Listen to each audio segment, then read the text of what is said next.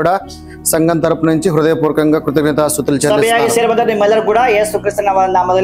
ತಿಳಿಸುತ್ತೇನೆ. సో నాకు ఈ అవకాశం ఇచ్చిన మోజెస్ సాయి గారిని బట్టి కూడా కృతజ్ఞతాస్తుతులు ధన్యవాదాలు.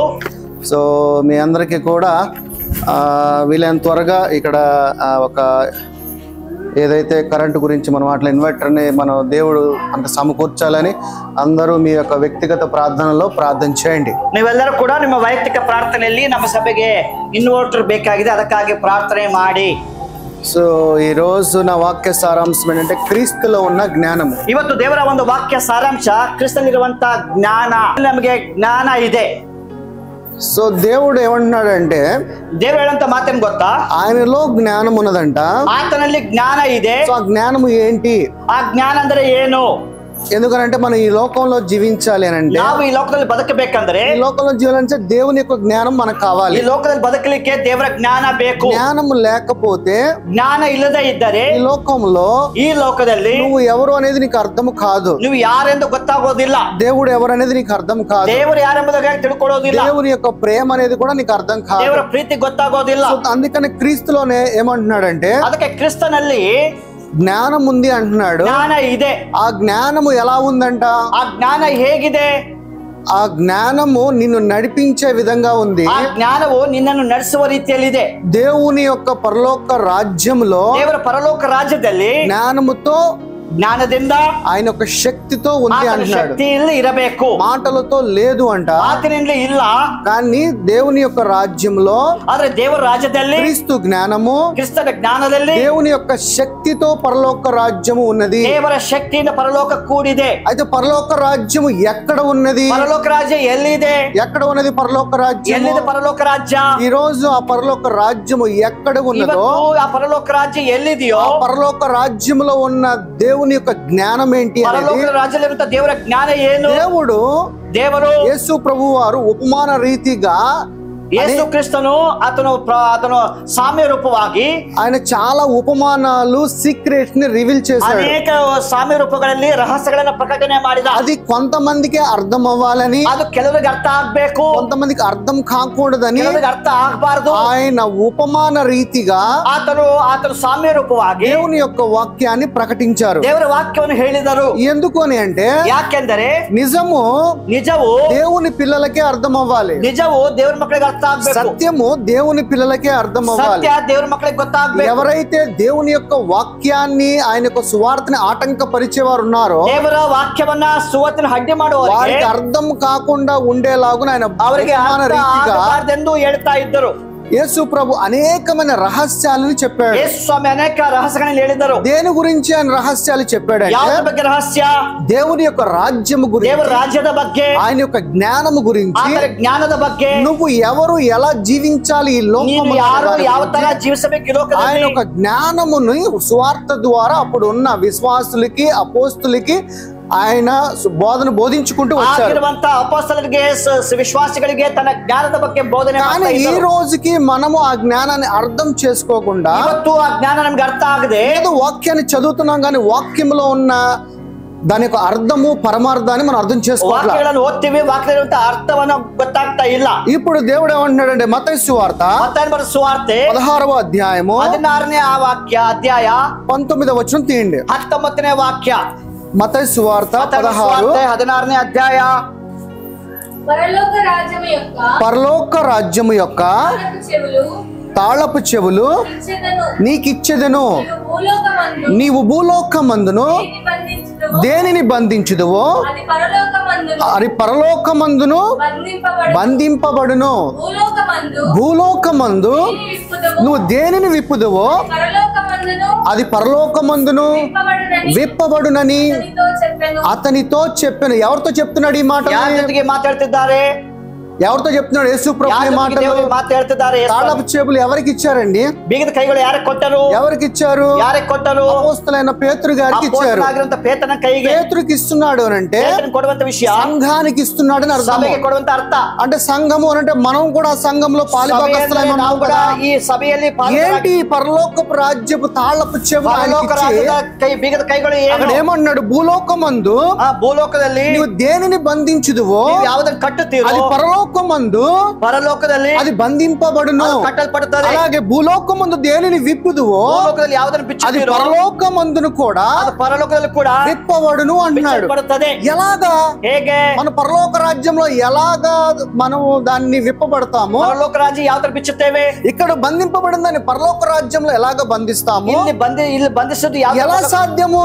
ಹೇಗೆ ಸಾಧ್ಯ? ఎలాగా? ಹೇಗೆ? ఇప్పుడు పరలోక రాజ్యం ఎక్కడున్నది? ಈಗ ಪರಲೋಕ ರಾಜ್ಯ ಎಲ್ಲಿದೆ? పరలోక రాజ్యం అంటే ఏంటి? ಪರಲೋಕ ರಾಜ್ಯ ಅಂದ್ರೆ ಏನು? పరలోక రాజ్యం అంటే ఏంటి? ಪರಲೋಕ ರಾಜ್ಯ ಅಂದ್ರೆ ಏನು? ఏంటి పరలోక రాజ్యం? ఎవరైనా చెప్పగలరా? ಪರಲೋಕ ರಾಜ್ಯ ಏನ್ ಗೊತ್ತಾ? ಯಾರಿಗೆ? పరలోక రాజ్యం అంటే ಪರಲೋಕ ರಾಜ್ಯವು యేసు ప్రభువు ಯೇಸು ಕ್ರಿಸ್ತನು నేను వెళితేనే కానీ ಆತನು ಹೋದರೆ ಹೊರತು నేను మీ మధ్యకి ನಾನು ನಿಮ್ಮ ಮಧ್ಯದಲ್ಲಿ ఆదరణకర్తను పంపిస్తాను అన్నాడు. ಸಂತೈಸುವ ಕಳಿಸುತ್ತೇನೆ. ఎవరు ఆదరణకర్త? ಸಂತೈಸುವ ಆತ ಯಾರು? ఆ ఆదరణకర్త పరిశుద్ధాత్ముడు. ಪರಿಶುದ್ಧಾತ್ಮನಾಗಿದ್ದಾನೆ. ఇప్పుడు ఈ రాజ్యము, ఈ రాజ్యವು, ఈ పరలోకపు ఈ రాజ్యము పరలోక రాజ్ಯ దేవుడు ఏమంటున్నాడు? దేవుడంత మాತು పరిశుద్ధాత్ముడు అంటున్నాడు. పరిశుద్ధాత్మను. అంటే పరిశుద్ధాత్ముడు పరలోక రాజ్యమా? పరిశుద్ధాత్మను పరలోక రాజ్యం. అవును, మరి పరిశుద్ధాత్ముడు పరలోక రాజ్యమే. అవును, పరిశుద్ధాత్మ పరలోక పరలోక రాజ్యం. రాజ్యం అసలు ఎక్కడ ఉన్నది? పరలోక రాజ్యం ఎಲ್ಲಿದೆ? పరలోకంలో ఉందా? పరలోకದಲ್ಲಿ ಇದೆಯా? లేదు. ಇಲ್ಲ. నా రాజ్యము ನನ್ನ రాజ్యವು మీలోనే, నిన్ನಲ್ಲಿ, నీ మధ్యలోనే ನಿಮ್ಮ ఉన్నదన్నాడు. ಮಧ್ಯದಲ್ಲಿ ಇದೆ.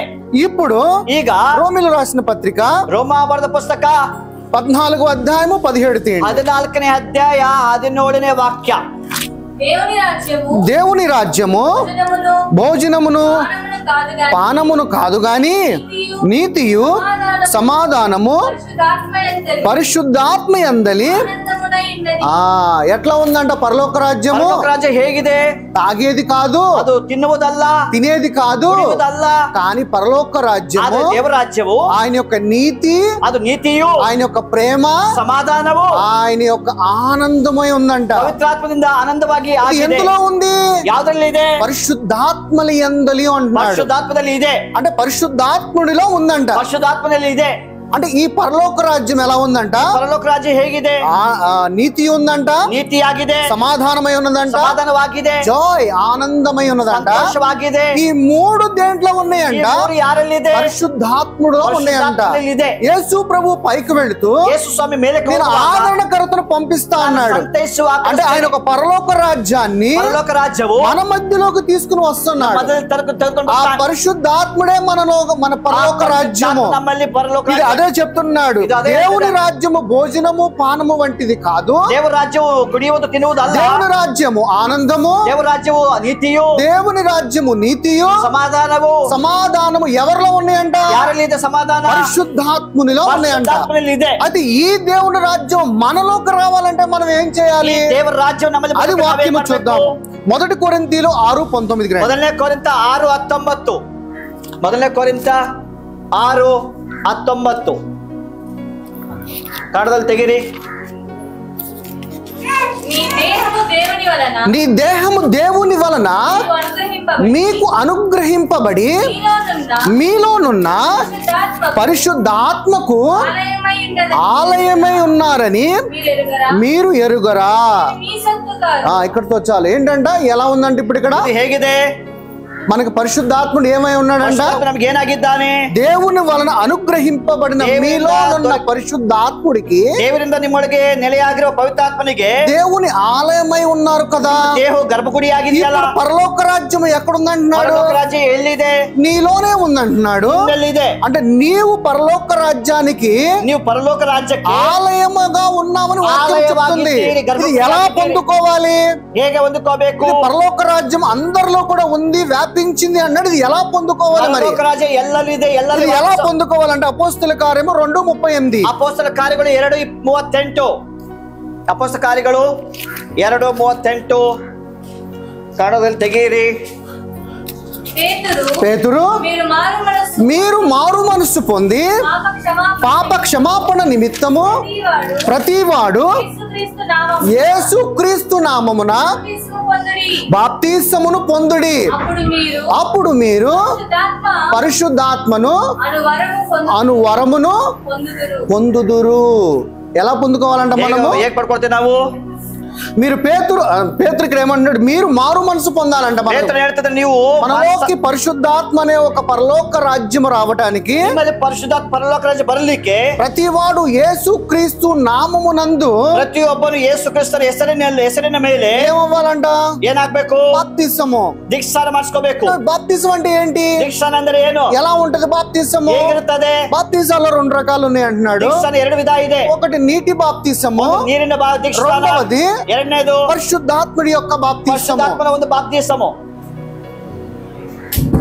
ಹೇಳ್ತೇನೆ ಗೊತ್ತಾ? మారు మనసు పొంది ನೀವು ಪಾಪ ಪರಿಹಾರಕ್ಕಾಗಿ, పాప క్షమాపణ నిమిత్తము ಪಾಪ ಪರಿಹಾರಕ್ಕಾಗಿ వాడు యేసుక్రీస్తు నామమందు బాప్తిసము పొందితే ಪ್ರತಿಯೊಬ್ಬನು ಕೂಡ ಯೇಸು ಕ್ರಿಸ್ತನ ಹೆಸರಲ್ಲಿ ಬಾಪ್ತಿಸ ದೀಕ್ಷಾನ ಪಡ್ಕೋಬೇಕು. పరిశుద్ధాత్ముడనే ఒక వరముని మనలోకి ಪವಿತ್ರಾತ್ಮನ ವರವನ್ನು ನಿಮಗೆ ಹೊಂದುವಿರಿ. నీటి బాప్తిసమే కాదు, ನೀರಿನಲ್ಲಿ ದೀಕ್ಷಾನ ಮಾತ್ರ ಅಲ್ಲ, పరిశుద్ధాత్మని యొక్క శక్తి ಪವಿತ್ರಾತ್ಮನ ಶಕ್ತಿಯಿಂದ ಕೂಡ ನಾವು అగ్ని ద్వారా కూడా మన బాప్తిసము పొందుకుంటామని ಹೊಂದ್ಕೊಳ್ತೇವೆ. లేఖనముల ద్వారా ವಾಕ್ಯ ಹೇಳ್ತದೆ, వాక్యము చెబుతున్నది. ವಾಕ್ಯ ಹೇಳ್ತಾ ಇದೆ. అయితే ಆದರೆ ఈ పరలోక రాజ్యము, ಈ ಪರಲೋಕ ರಾಜ್ಯವು ఎవరు చెప్తున్నారు దీని గురించి? ಯಾರು ಹೇಳ್ತಿದ್ದಾರೆ ಈ ಮಾತುಗಳ ಬಗ್ಗೆ? ప్రభు చెప్తున్నాడు. ದೇವರು ಹೇಳ್ತಿದ್ದಾರೆ. పరలోక రాజ్యం అనేది ಪರಲೋಕ ರಾಜ್ಯವು మాటలతో కాదు, ಮಾತಿನಿಂದ ಅಲ್ಲ. పరలోక రాజ్యము ಪರಲೋಕ ರಾಜ್ಯವು శక్తితో ಶಕ್ತಿಯಿಂದ ಕೂಡಿದೆ. కొన్ని ಕೆಲವು రహస్యాలను దేవుడు ರಹಸ್ಯಗಳನ್ನ ದೇವರು ఉపమాన రీతిగా ಸಾಮ್ಯ ರೂಪವಾಗಿ సంఘానికి, ಸಭೆಗೆ, అలాగే ಹಾಗೆ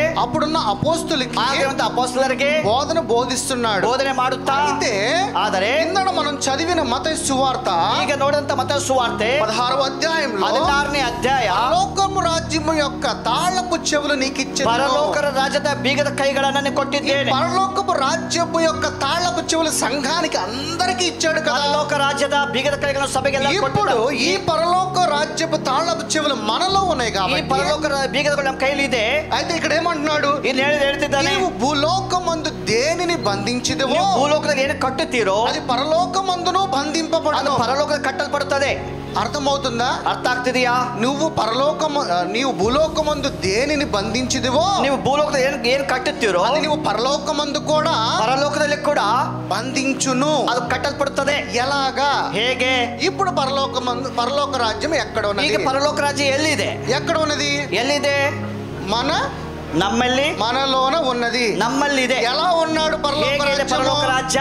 పరిశుద్ధాత్ముడై ನೀತಿಯು ಸಮಾಧಾನವು ప్రేమై ఉన్నాడు, ಉಳ್ಳವನಾಗಿ ಸಂತೋಷವುಳ್ಳವನಾಗಿ. అయితే ಆದರೆ ఇక్కడ ఏమంటున్నాడు, ಇಲ್ಲಿ ಏನ್ ಹೇಳ್ತಿದ್ದಾರೆ?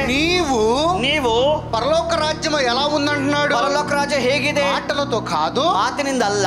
పరలోక రాజ్యವು శక్తితో ఉంది, శక్తిಯಿಂದ కూడిದೆ. దేవుని యొక్క వాక్యం ఏమై ఉన్నది? ದೇವರ ವಾಕ್ಯ ಏನಾಗಿದೆ? దేవుని యొక్క వాక్యము కూడా, ದೇವರ ವಾಕ್ಯ ಕೂಡ శక్తితో ఉన్నది, ಶಕ್ತಿ ಆಗಿದೆ. ఆ శక్తిని, ಆ ಶಕ್ತಿಯನ್ನ దేవుడు ఏమంటున్నాడు? ದೇವರು ಏನ್ ಹೇಳ್ತಿದ್ದಾನೆ? జీవం కలిగిన వాక్యము, ಜೀವವುಳ್ಳ ವಾಕ್ಯ, ఆ శక్తి ఉన్నది, ಆ ಶಕ್ತಿ ಇದೆ. ఒక నామములో శక్తి ಒಂದು ఉన్నది, ಹೆಸರಲ್ಲಿ ಶಕ್ತಿ ಇದೆ. ఆ శక్తి కలిగిన నామము ಆ ద్వారా ಶಕ್ತಿಯುಳ್ಳ ಹೆಸರಿಂದ ఈ భూలోకమందు, ಈ ಭೂಲೋಕದಲ್ಲಿ నీవు యేసు నామమునే, ನೀವು ಯೇಸು ನಾಮದಲ್ಲಿ ఏ రోగాన్నైతే బంధిస్తావో, ಯಾವ ರೋಗವನ್ನು ಬಂಧಿಸಿಯೋ అది పరలోక రాజ్యములో కూడా ಬಂಧಿಸುತ್ತದೆ. పరలోక రాజ్యం అంటే పైన లేదు, పరలోక రాజ్య ಮೇಲೆ ಇಲ್ಲ. పరలోక రాజ్యము నీలో ఉన్నది కాబట్టి ನಿಮ್ಮಲ್ಲಿದೆ. నీ హృదయములో నుంచి ఏదైతే ಬರುತ್ತದೋ, ఏ సిక్నెస్ నైతే నువ్వు బంధిస్తావో, ಯಾವ ರೋಗ ಬಂಧಿಸ್ತೀಯೋ అది పరలోక రాజ్యములో కూడా బంధించును. పరలోక రాజ్య ಬಂಧಿಸುತ್ತದೆ. పరలోక రాజ్యం అంటే పైన కాదు బంధించేది, ಮೇಲೆ ಅಲ್ಲ. నీ హృదయం అనే పరిశుద్ధాత్మని పరలోక రాజ్యములో దానిని నువ్వు ఏ సిక్నెస్ అయితే, ಯಾವ ರೋಗವಾಗು, ఏ చింత అయితే, ಯಾವ ಚಿಂತೆ, ఏ అప్పు అయితే, ಯಾವ ರೋಗ, ఏ కలత అయితే, ಯಾವ ఏ బాధ అయితే, ಯಾವ ನೋವಾಗು, నీవు ఈ ಭೂಲೋಕದಲ್ಲಿ దాన్ని నువ్వు బంధిస్తావు, ಬಂಧಿಸಬೇಕು. నీ పరలోక రాజ్యములో కూడా పరలోక రాజ్యದ ಕೂಡ బంధింపబడును. ಅದು ಬಂಧಿಸಲ್ಪಡುತ್ತದೆ. అంటే దీని మాట మీకు అర్థమవుతుందా? ಅರ್ಥ ಆಗ್ತಿದೆಯಾ?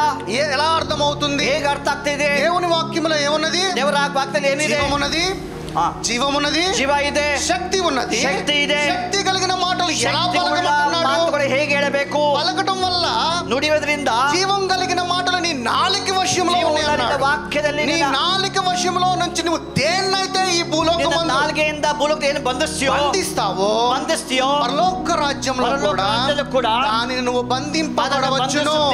ఎందుకనంటే ಯಾಕೆಂದರೆ దేవుని యొక్క రాజ్యము నీలో ఉన్నది. ದೇವರ ರಾಜ್ಯ ನಿನ್ನಲ್ಲಿದೆ. నీలో శక్తి కలిగి ఉన్నది.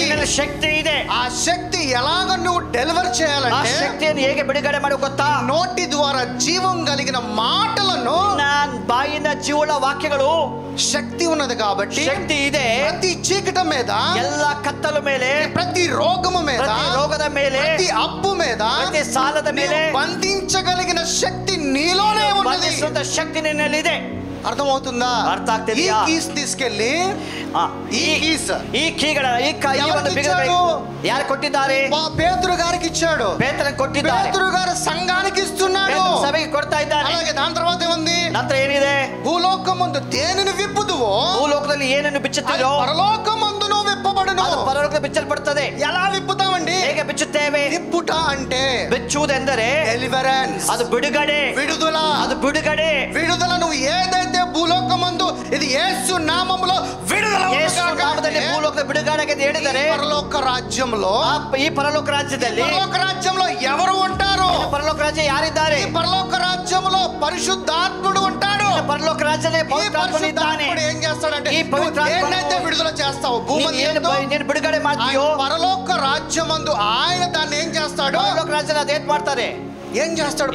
దేవుడు దానిని ಅದನ್ನು ಕೂಡ విప్పబడును, ಬಿಚ್ಚಲ್ಪಡುತ್ತದೆ. యేసు ప్రభు విడుదల చేయడానికి వచ్చాడా? యేసు స్వామి బిడుగಡೆ ಮಾಡಕ್ಕೆ ಬಂದರಾ? విడుదల చేయడానికి వచ్చాడా? ಅಥವಾ ಬಿಡುಗಡೆ ಮಾಡడానికి ಬಂದರಾ? విడుదల, బిడుగಡೆ. ప్రతి దాని మీద, ప్రతి రోగం మీద, ప్రతి చింత మీద, ప్రతి అప్పు మీద, సమస్త వాటన్నిటి మీద ಎಲ್ಲ ಸಾಲಗಳ ಮೇಲೆ, ರೋಗಗಳ ಮೇಲೆ, ಎಲ್ಲಾದ್ರ ಮೇಲೆ ಬಿಡುಗಡೆ. ఈ భూమి మీద దేవుని ఆత్మగా నువ్వు ఏదైతే విడుదల చేస్తావో, భూలోకದಲ್ಲಿ ದೇವರ ಆತ್ಮವಾಗಿ ಏನು ಬಿಡುಗಡೆ ಮಾಡ್ತೀಯೋ, ఆత్మడు నీలో ఉన్న దేవుని రాజ్యంలో దానిని దేవుడు అతను బిడుగಡೆ ಮಾಡ್ತಾನೆ.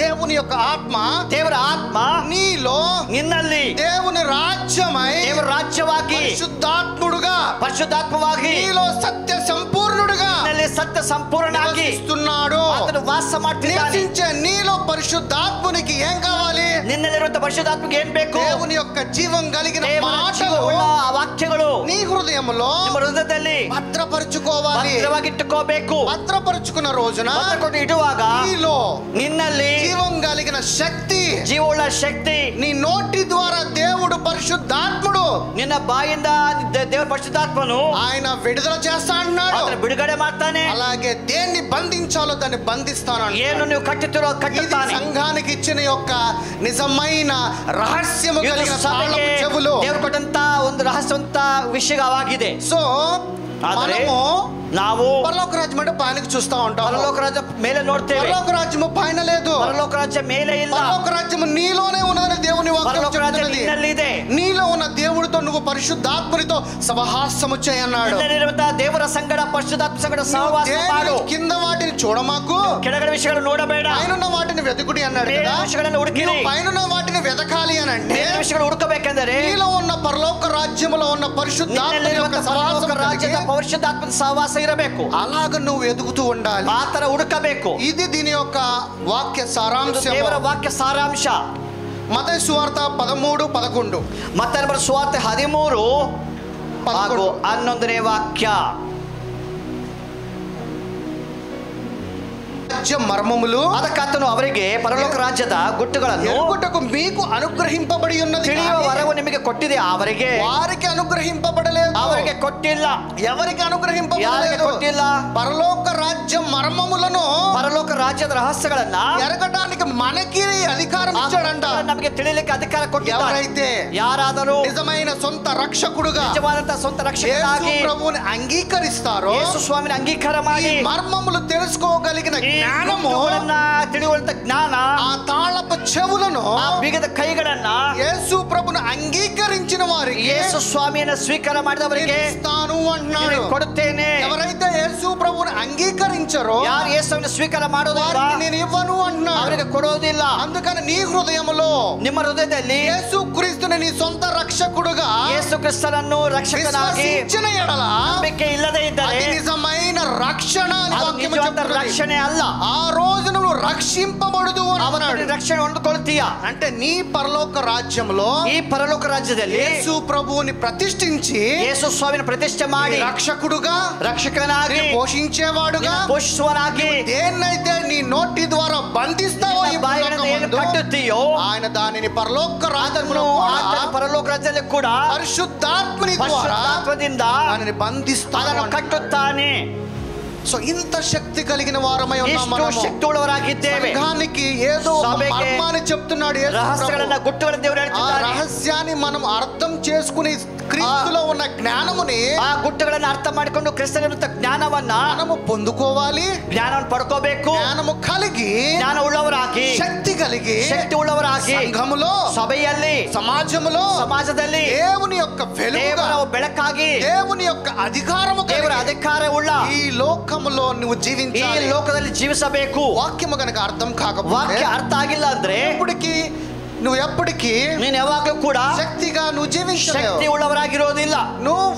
ನೀವು ఈ లోకంలో ఈ లోಕದಲ್ಲಿ జీవించాలంటే జీవిಸಬೇಕಂದ್ರೆ శక్తి కలిగి జీవించాలి. ನೀನು శక్తి ಉಳ್ಳವನಾಗಿರಬೇಕು. ఈ రోజున ఈ యొక్క శక్తి అనే దాని మీద ಇವತ್ತು ಈ ಶಕ್ತಿಯ ಬಗ್ಗೆ ನಾವು ನೋಡುತ್ತಿದ್ದೇವೆ. ఈ యొక్క వాక్యము అనే మాటల ద్వారా ఆయనలో ఉన్న జ్ఞానమును నీకు ದೇವರ ಮಾತಿನಲ್ಲಿರುವಂತ ಜ್ಞಾನವನ್ನು ನಿಮಗೆ ಹೇಳ್ತಿದ್ದೇನೆ. ಮತ್ತಾಯ ಸುವಾರ್ತೆ 23:13 ಮತ್ತಾಯನ ಬರೆದ ಸುವಾರ್ತೆ 23:13ನೇ ವಾಕ್ಯ. అయ్యో వేషధారులైన శాస్త్రులారా పరిసయ్యులారా మీరు మనుషుల ఎదుట పరలోక రాజ్యమును మూయుదురు. ఏంటంట?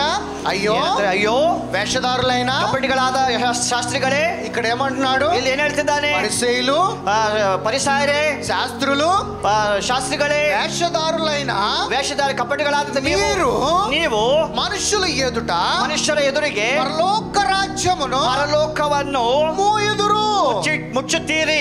ఇలా మూయగలరు పరలోక రాజ్యం? ಹೇಗೆ ಪರಲೋಕ ಮುಚ್ಚಲಿಕ್ಕೆ ಸಾಧ್ಯ? దేవుని సత్యమైన వాక్య, ದೇವರ ಸತ್ಯವುಳ್ಳ ವಾಕ್ಯ వారు కళ్ళతో గుడ్డతో ಅವರು ಕಣ್ಣುಗಳಿಂದ ಬಟ್ಟೆಯನ್ನು ಮುಚ್ಚುತ್ತಾರೆ. యేసు ప్రభు ఏం చెప్పాడు? ಯೇಸು ಸ್ವಾಮಿ ಏನ್ ಹೇಳಿದರು? ముసుగును తీసివేయాడు. ತೆಗೆದು ಹಾಕಿರಿ. ఈ పరిసయ్యులు శాస్త్రులే కదా సంఘాన్ని నడిపించేది. పరిసయ్యులు సదుకారి సభೆ ನಡೆಸ್ತಾ ಇದ್ದಾರೆ. మరి సంఘంలో ఏం కట్టున్నది? సభೆಯಲ್ಲಿ ఏనిದೆ? ముసుగు కట్టి ఉన్నది. ఛాయ ಇದೆ. మీరు ఆ ముసుగుతో ఆ ఛాయ పరలోక రాజ్యమును ಮುಚ್ಚಾಕಿದ್ದೀರಿ. అందుకనే ಅದಕ್ಕಾಗಿ ఏమంటున్నాడంటే ದೇವರು ಹೇಳ್ತಿದ್ದಂಗೆ ಗೊತ್ತಾ?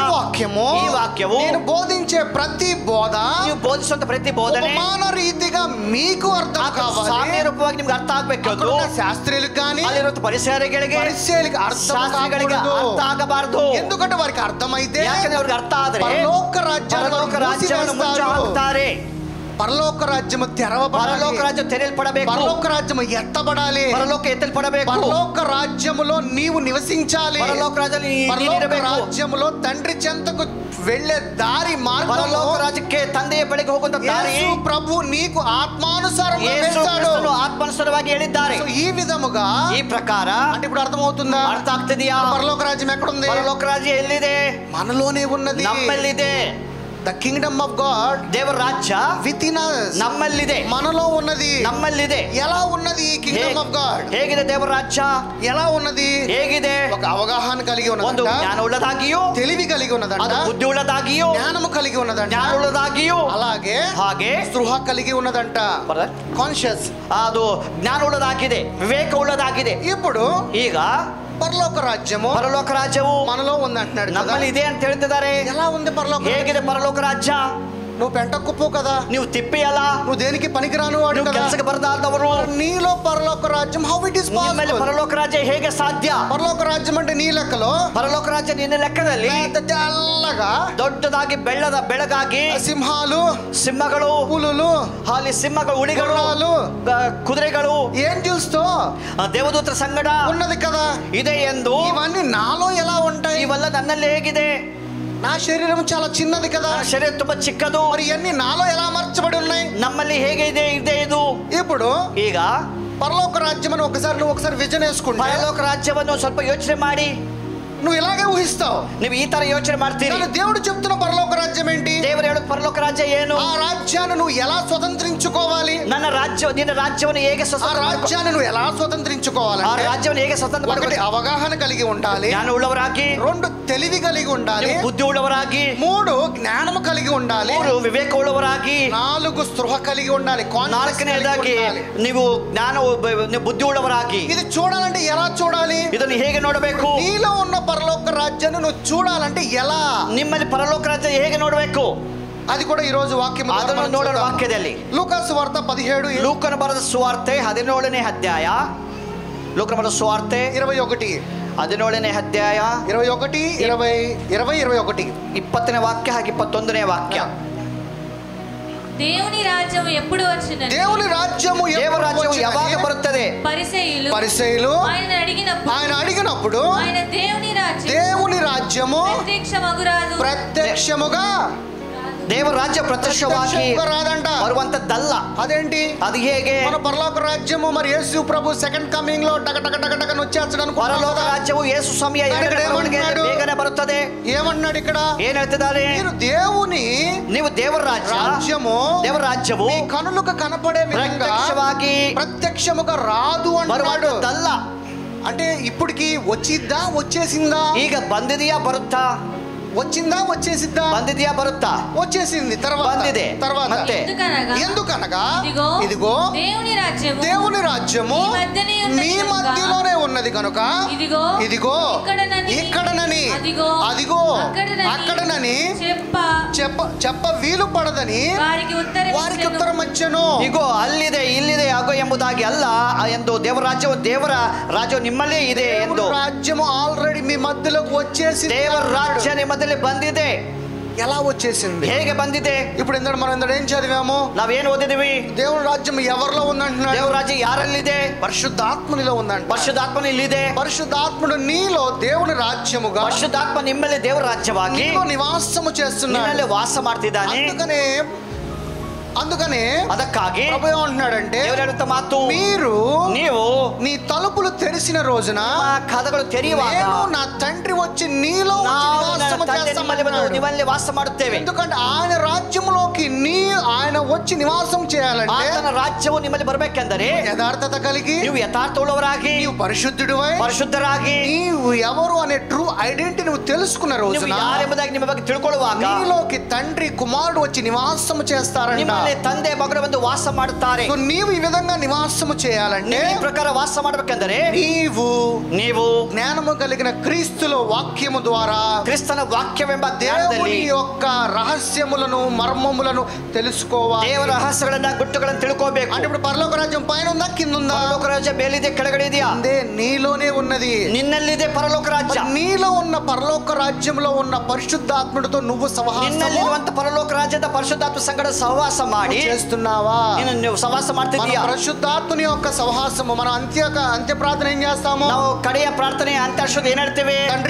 తండ్రి యొక్క ప్రేమయు, ತಂದೆಯಾದ ಪ್ರೀತಿಯು, కుమారుని యొక్క ప్రేమయు, మగనాದ యేసు క్రీస్తు కృపయు, పరిశుద్ధాత్ముని యొక్క సహవాసము. ఇప్పుడు మనం ఎవరితో సహవాసం చేయాలి? ಯಾರ ಸಂಗಡ ಸಹವಾಸ ಮಾಡಬೇಕು? పరిశుద్ధాత్ముడితో పరిశుద్ధాత్మ ಸಂಗಡ ವಾಸ ಮಾಡಬೇಕು. యేసు నామమున అథారిటీని తీసుకొని, యేసు నామ అధికారವನ್ನ, ఏదైతే జీవం కలిగిన నీ నాలుక వశములో నాలుకైంದ ಹೇಳುವಾಗ, దేనినైతే భూలోక సంబంధమైన భూలోకದಲ್ಲಿ ಏನು ಕಟ್ಟುತ್ತೀರೋ, ఏదైతే బంధిస్తావో, భూలోకದಲ್ಲಿ ಏನು కట్టుತ್ತೀರೋ, నీ రాజ్యములో దేవుడి యొక్క రాజ్యంలో దాన్ని బంధించవచ్చు. నిన్న రాజ్యದಲ್ಲಿ ದೇವರ ರಾಜ್ಯದಲ್ಲಿ ಅದು ಬಂಧಿಸಲ್ಪಡುತ್ತದೆ. ఈ తాళపు చెవులు సంఘానికి ఇచ్చాడు, ఈ బీగದ కళకి సభೆ కొట్టిದ್ದಾರೆ. కానీ మన జీవితాలు ఎలా ఉంటాయి అంటే, ನಮ್ಮ ಜೀವನ ಕೂಡ ಹೇಗಿದೆ? ఎంతసేపు ఈ శరీరానుసారమైన జీవితం, ಯಾವಾಗಲೂ ಶರೀರ ಪ್ರಕಾರ ಜೀವಿಸ್ತೇವೆ. నీవు శరీరానుసారంగా ఆ తప్పు చేయి ఈ తప్పు చేయి, ನೀವು ಶರೀರ ಪ್ರಕಾರ ತಪ್ಪು ಮಾಡುವಾಗ, ఆ తప్పు చేయి ఏ తప్పన చేయి, ಯಾವ తప్పు ಮಾಡಿದ್ರು ಕೂಡ, కానీ నిన్ను ప్రభువు, ಆದ್ರೆ ನಿಮ್ಮನ್ನು ದೇವರು క్షమించడానికి సిద్ధంగా ఉన్నాడు. ಕ್ಷಮಿಸಲಿಕ್ಕೆ ಸಿದ್ಧರಾಗಿದ್ದಾರೆ. ఒకదానికి ಒಂದು ವಿಷಯ క్షమాపణ లేదు అంటున్నాడు. ಕ್ಷಮಾಪಣೆ ಇಲ್ಲ. ఏంటి? ಯಾವುದು? పరిశుద్ధాత్మను దుఃఖపరచుకుడి అన్నాడు. విరుద్ధವಾಗಿ మాట్లాడిದ್ದಾರೆ. పరిశుద్ధాత్మను దుఃఖపరచకం అంటే, పరిశుద్ధాత్మ దుఃಖ ಅಂದರೆ ఆయన నీలో ఉన్నాడు, ఆతను నిన్నಲ್ಲಿದ್ದಾನೆ, నీలో నివాసము చేస్తున్నాడు, ನಿಮ್ಮಲ್ಲಿ ವಾಸ ಮಾಡ್ತಿದ್ದಾನೆ. ఎవరో ఇంకా అర్థం చేసుకోకుండా, ನೀವು ಯಾರೆಂದು ಗೊತ್ತಾಗದೆ ಇದ್ದರೆ, ఏమీ లేని వైపు వైపు చూస్తూ ಏನು ಇಲ್ಲದನ್ನು ನೋಡುವಾಗ, ప్రార్థించినప్పుడు ಪ್ರಾರ್ಥನೆ ಮಾಡುವಾಗ దేవుడు, నీలో ఉన్న దేవుడు బాధపడుతున్నాడు. ನಿನ್ನಲ್ಲಿ ದೇವರು ದುಃಖ ಪಡ್ತಾನೆ. నా కుమారుడు ఎప్పుడు సత్యం ನನ್ನ తెలుసుకుంటాడు, ಮಗನಿಗೆ ಯಾವಾಗ ಸತ್ಯ ಗೊತ್ತಾಗುತ್ತೆ, ఎప్పుడు నేను తనలోనే ఉన్నానని నమ్ముతాడు. ಯಾವಾಗ ನಾನು ಆತನಿಂದ ಎಂಬುದನ್ನು ನಂಬುತ್ತಾನೆ. అందుకని పరలోక రాజ్యంలో ఏమైనా కాన్షియస్ కలిగి ಪರಲೋಕ ఉంటాడు. ರಾಜ್ಯದಲ್ಲಿ ಸ್ವಲ್ಪ ಜ್ಞಾನವುಳ್ಳವರಾಗಿರ್ತಾರೆ. జ్ఞానము లేకపోతే ಜ್ಞಾನ ಇಲ್ಲದೆ ಇದ್ದರೆ నీవు నీలో ఉన్న పరలోక రాజ్యాన్ని స్వతంత్రించుకొనలేవు. ನೀವು ನಿರಂತರ ಪರಲೋಕ ರಾಜ್ಯ ಸ್ವಸ್ಥತೆ ಮಾಡ್ಕೊಳ್ಳಿಕ್ಕೆ ಆಗೋದಿಲ್ಲ. మన ట్రూ ఐడెంటిటీ, మన పౌరస్థితి ఎక్కడ ఉన్నది? ನಮ್ಮ ಪೌರತ್ವ ಎಲ್ಲಿದೆ? ఎక్కడ ఉన్నది మన పౌరస్థితి? ನಮ್ಮ ಪೌರತ್ವ ಎಲ್ಲಿದೆ? ఇప్పుడు మనకి ఇక్కడ ఆధార్ కార్డు ఉన్నది కదా, ನಮಗೆ ಇಲ್ಲಿ ಆಧಾರ್ ಕಾರ್ಡ್ ಇದೆಯಲ್ಲ, అలాగే మనకు ఒక పౌరస్థితి ఉన్నదంట. ಪರಲೋಕ ರಾಜ್ಯದಲ್ಲಿ ನಮಗೆ ಅಧಿಕಾರ ಇದೆ. పోయిన ఆదివారం అదే చదువుకున్నాము. ಹೋದ ವಾರ ನಾವು ನೋಡಿದ್ದೇವೆ. మన పౌరస్థితి ನಮ್ಮ ಪೌರತ್ವ దేవుని యొక్క రాజ్యంలో ఉన్నదంట. ದೇವರ ರಾಜ್ಯದಲ್ಲಿದೆ. ఇప్పుడు దేవుని రాజ్యం ఎక్కడ ఉన్నది? ದೇವರ ರಾಜ್ಯ ಎಲ್ಲಿದೆ? మనలో ఉన్నది. ನಮ್ಮಲ್ಲಿದೆ. నీ పౌరస్థితి ఎక్కడ ఉన్నదంటే ನಿಮ್ಮ ಪೌರತ್ವ ಎಲ್ಲಿದೆ ಗೊತ್ತಾ? నీ హృదయంలో ఉన్నది. ನಿಮ್ಮ ಹೃದಯದಲ್ಲಿ ಇದೆ. నీ హృదయంలో నీ పౌరస్థితి ప్రేమగా ఉన్నది. ನಿಮ್ಮ ಹೃದಯದಲ್ಲಿ ನಿಮ್ಮ ಅದು ಪ್ರೀತಿಯಾಗಿದೆ. నీవు స్వతంత్రించుకోనట్లేదు అంతే. ಅದನ್ನು ಪಡ್ಕೊಳ್ತಾ ಇಲ್ಲ. సరే, ఓకే. ಸರಿ, మరి ఈ పరలోక ಈ రాజ్యాన్ని ಪರಲೋಕ ರಾಜ್ಯವು మనం ఎలా చూడాలి? ನಾವು ಹೇಗೆ ಜೀವಿಸಬೇಕು, ఎలా ಹೇಗೆ స్వతంత్రించుకోవాలి? ನಾವು ಹೊಂದ್ಕೋಬೇಕು. ఇప్పుడు ఇక్కడ నుంచి మనం హాస్పిటల్కి వెళ్తే ಹಾಸ್ಪಿಟಲ್ಗೆ ಹೋಗುವಾಗ ఫిజికల్ గా వెళ్ళి మనం ನಾವು స్వతంత్రించుకోగలము. ನಾವು ಶರೀರಕ್ಕೆ ಹೋಗಿ ఇక్కడ ಹೊಂದ್ಕೊಳ್ತೇವೆ. నుంచి నేను నా ఇంటికి, హుబ్లీలో ఉన్న ఇంటికి వెళ్ళాలంటే ಹುಬ್ಬಳ್ಳಿಗೆ ಮನೆಗೆ ಹೋಗ್ಬೇಕಂದ್ರೆ ట్రావెల్ చేసి నా ఇంట్లోకి నేను వెళ్ళగలను. ಪ್ರಯಾಣ ಮಾಡಿ ಹೋಗ್ತೇವೆ. మరి నాలో ఉన్న ನನ್ನಲ್ಲಿರುವ పరలోకపు రాజ్యంలోకి నేను ఎలా స్వతంత్రించుకోవాలి? ಪರಲೋಕ ರಾಜ್ಯವನ್ನು ಹೇಗೆ ನಾವು ಪಡ್ಕೋಬೇಕು, నేను ఎలా వెళ్ళాలి? ನಾ ಹೇಗೆ ಹೋಗಬೇಕು, నేను ఎలాగ నాలో ఉన్న పరలోక రాజ్యాన్ని చూడాలి? ಪರಲೋಕ ರಾಜ್ಯ ಹೇಗೆ ನೋಡಬೇಕು? నేను పరలోక రాజ్యంలో భూమి మీద నన్ను ఇబ్బంది పెట్టే ప్రతి శోధన బంధించాలి. ಭೂಲೋಕದಲ್ಲಿ ನನಗೆ ಮಾಡುವಂತ ಎಲ್ಲಾ ಶೋಧನೆಯಿಂದ ಹೇಗೆ ಪಡ್ಕೋಬೇಕು? పరిశుద్ధాత్ముడు దాన్ని బంధిస్తాను అన్నాడు కదా. ಬಂಧಿಸ್ತೇನೆ ಹೇಳಿದ್ದಾನೆ. అది ఎలా? ಅದು ಹೇಗೆ? హౌ? ಹೇಗೆ? ఇది చూద్దాం ఈ రోజున ಇದನ್ನು వాక్యం. ನೋಡೋಣ ವಾಕ್ಯದಲ್ಲಿ ನಾವು. మత్తయి సువార్త ಮತ್ತಾಯನ ಬರೆದ ಸುವಾರ್ತೆ 6:22. 6ನೇ ಅಧ್ಯಾಯ 22ನೇ ವಾಕ್ಯ. ದೇಹమునకు ಕಣ್ಣು ದೇಹಕ್ಕೆ ದೀಪము ದೀಪವಾಗಿದೆ. ಕಣ್ಣೇ ಗನುಕ. ఒక్క నిమిషం ఆగండి. ఇక్కడ ఏమంటున్నాడు? ಇಲ್ಲಿ ಏನ್ ಹೇಳ್ತಿದ್ದಾನೆ? దేహమునకు ಕಣ್ಣು ದೇಹಕ್ಕೆ దీపము ದೀಪವಾಗಿದೆ. గనుక కన్నే గనుక. ఒక్క నిమిషం. కన్నులు అన్నాడా, కన్ను అన్నాడా? ಕಣ್ಗಳು ಅಥವಾ ಕಣ್ಣ? సింగలా డబలా? ಒಂದಿದೆಯಾ, ಎರಡು ಇದೆಯಾ? వాక్యం చూడండి మీరు ఒకసారి. ವಾಕ್ಯ ಕೇಳ್ರಿ ಸ್ವಲ್ಪ. ఏం చెప్తున్నాడు? ಏನ್ ಹೇಳ್ತಿದ್ದಾನೆ? కన్ను అన్నాడా, కన్నులు అన్నాడా? ನಿನ್ನ ಕಣ್ಣು ಅಂದರ ಕಣ್ಗಳು ಅಂದರ? ఆ? ಕಣ್ಣು ఏంటి? ಕಣ್ಣು. దేవుని రాజ్యము, ದೇವರ ರಾಜ್ಯವು ఎలా ఉంటదంట? ಹೇಗಿದೆ? యేసు ప్రభులో ఏమున్నది? ಯೇಸು ಸ್ವಾಮಿಲಿ ಏನಿದೆ? వెలుగు ఉన్నది. ಬೆಳಕಿದೆ.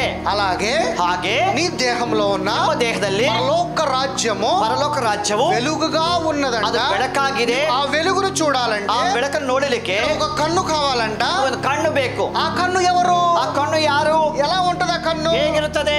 ఆత్మీకమైన కన్నులు. ಆತ್ಮಿಕವಂತ ಕಣ್ಗಳು. మనుషునికి నేత్రాలు రెండు ఉంటాయి. నేత్రಗಳು ಎರಡಿದ್ದಾವೆ. కన్నులతో రెండు కన్నులతో మనం చూస్తాము. ಎರಡು ಕಣ್ಣುಗಳನ್ನು ನೋಡುತ್ತೇವೆ. నీవు ಆದ್ರೆ ನೀನು దేవుని యొక్క రాజ్యము చూడాలంటే, ದೇವರ ರಾಜ್ಯ ನೋಡಬೇಕಂದರೆ ఆత్మీకమైన కన్ను తెరవబడాలంట. కన్నుಗಳನ್ನು ನೋಡಬೇಕು. ఎలాగ అబ్రహాము ಹೇಗೆ ಅಬ್ರಹಾಮನು తన కుమారుని బలి అర్పణ చేయడానికి ತನ್ನ ಮಗನನ್ನು ಬಲಿ ಕೊಡಲಿಕ್ಕೆ ಹೋಗುವಾಗ, అప్పుడు ಆಗ బలి అర్పించే ముందు ಬಲಿಗಳನ್ನು ಕೊಡುವಾಗ ಅಬ್ರಹಾಮನು ఆగుము, ನಿಲ್ಲಿಸು, నీ విశ్వాసాన్ని, ನಂಬಿಕೆ, ನಾನು ఆనందపడుతున్నాను, ಸಂತೋಷಿದ್ದೇನೆ. నీ వెనక ನಿನ್ನ ಹಿಂದುಗಡೆ ఉన్న పొట్టేలుని ಇರುವಂತ ಕುರಿಮರಿಯನ್ನ బలి అర్పించు. ಬಲಿಯಾಗಿ ಅರ್ಪಿಸು. అబ్రహాముకి ఎలా కనపడింది? ಅಬ್ರಹಾముಗೆ ಹೇಗೆ ಕಾಣಿತದು? ఎలా కనపడింది? వెనక ಹೇಗೆ ಕಾಣಿತದು? తన మనోనేత్రము తెరవబడినది. తన మనోనేత్ర తెరవబట్టವು. ಹಾಗರಳು తన కుమారుని తీసుకొని ಆ ಮಗನ ತೆಗೆದುಕೊಂಡು ಹೋಗಿ ఈ ఎడారిలో ఏడుస్తున్నప్పుడు ಅರಣ್ಯದಲ್ಲಿ ಅಳುವಾಗ నీళ్ళెందుకు కనపడలేదు? ನೀರು ಯಾಕೆ ಕಾಣಲಿಲ್ಲ? తన కన్నులతో చూస్తున్నది కదా. కన్నుಗಳು ನೋಡ್ತಿದೆಯಲ್ಲ. ఆయన దేవదూత వచ్చి ದೇವದೂತರು ಬಂದು తన కన్నులను తెరిపించి కన్నుಗಳನ್ನು తెగదు తన యొక్క ఆత్మిక కన్నుతో పక్కనే తీసుకున్నాడు. ఇరుವಂತ ತೋರಿಸಿದರು. అలాగే ఈ ఆత్మికమైన కన్నులు కనుక తెరవబడితే తెలియపడుವಾಗ నీవు పరలోక రాజ్యాన్ని స్వతంత్రించుకోవచ్చు. రాజ్యాన్ని పడుకొಳ್ತೀಯ. దీన్ని నువ్వు స్వతంత్రించుకోవాలంటే పడుకోಬೇಕಂದ್ರೆ ఏ కన్ను ఓపెన్ అవ్వాలి? ನಿಮಗೆ ಯಾವ ಕಣ್ಣು తెలియపಡಬೇಕು? ఫస్ట్ ఆఫ్ ఆల్ ಮೊದಲನೇದಾಗಿ నీవు ನೀನು క్రీస్తు మనసు ఎరిగిన వారిలాగా ಕ್ರಿಸ್ತನ జీవించాలి. ಮನಸ್ಸುಳ್ಳವರಾಗಿ నీవు ఆ కాన్షియస్ లోకి వెళ్ళిపోయి ನೀವು ಆ ಜ್ಞಾನದಲ್ಲಿ నీవు ಹೋಗುವಾಗ, ఆత్మీకమైన కను ఓపెన్ అయిన రోజున ಆತ್ಮಿಕ ಕಣ್ಣುಗಳು ತೆರೆಯುವಾಗ నీవు నీలో ఉన్న దేవుని రాజ్యమును చూడగలవు. ನಿನ್ನಲ್ಲಿರುವಂತ ದೇವರಾಜ್ಯ ನೋಡಬಲ್ಲಿ. ఇక్కడ దేవుడు మాట్లాడుతున్న మాటల యొక్క సారాంశం ఇదే. ದೇವರು ಮಾತಾಡುವಂತ ಸಾರಾಂಶ ಇದೆ. దేహమునకు దీపము కన్నే.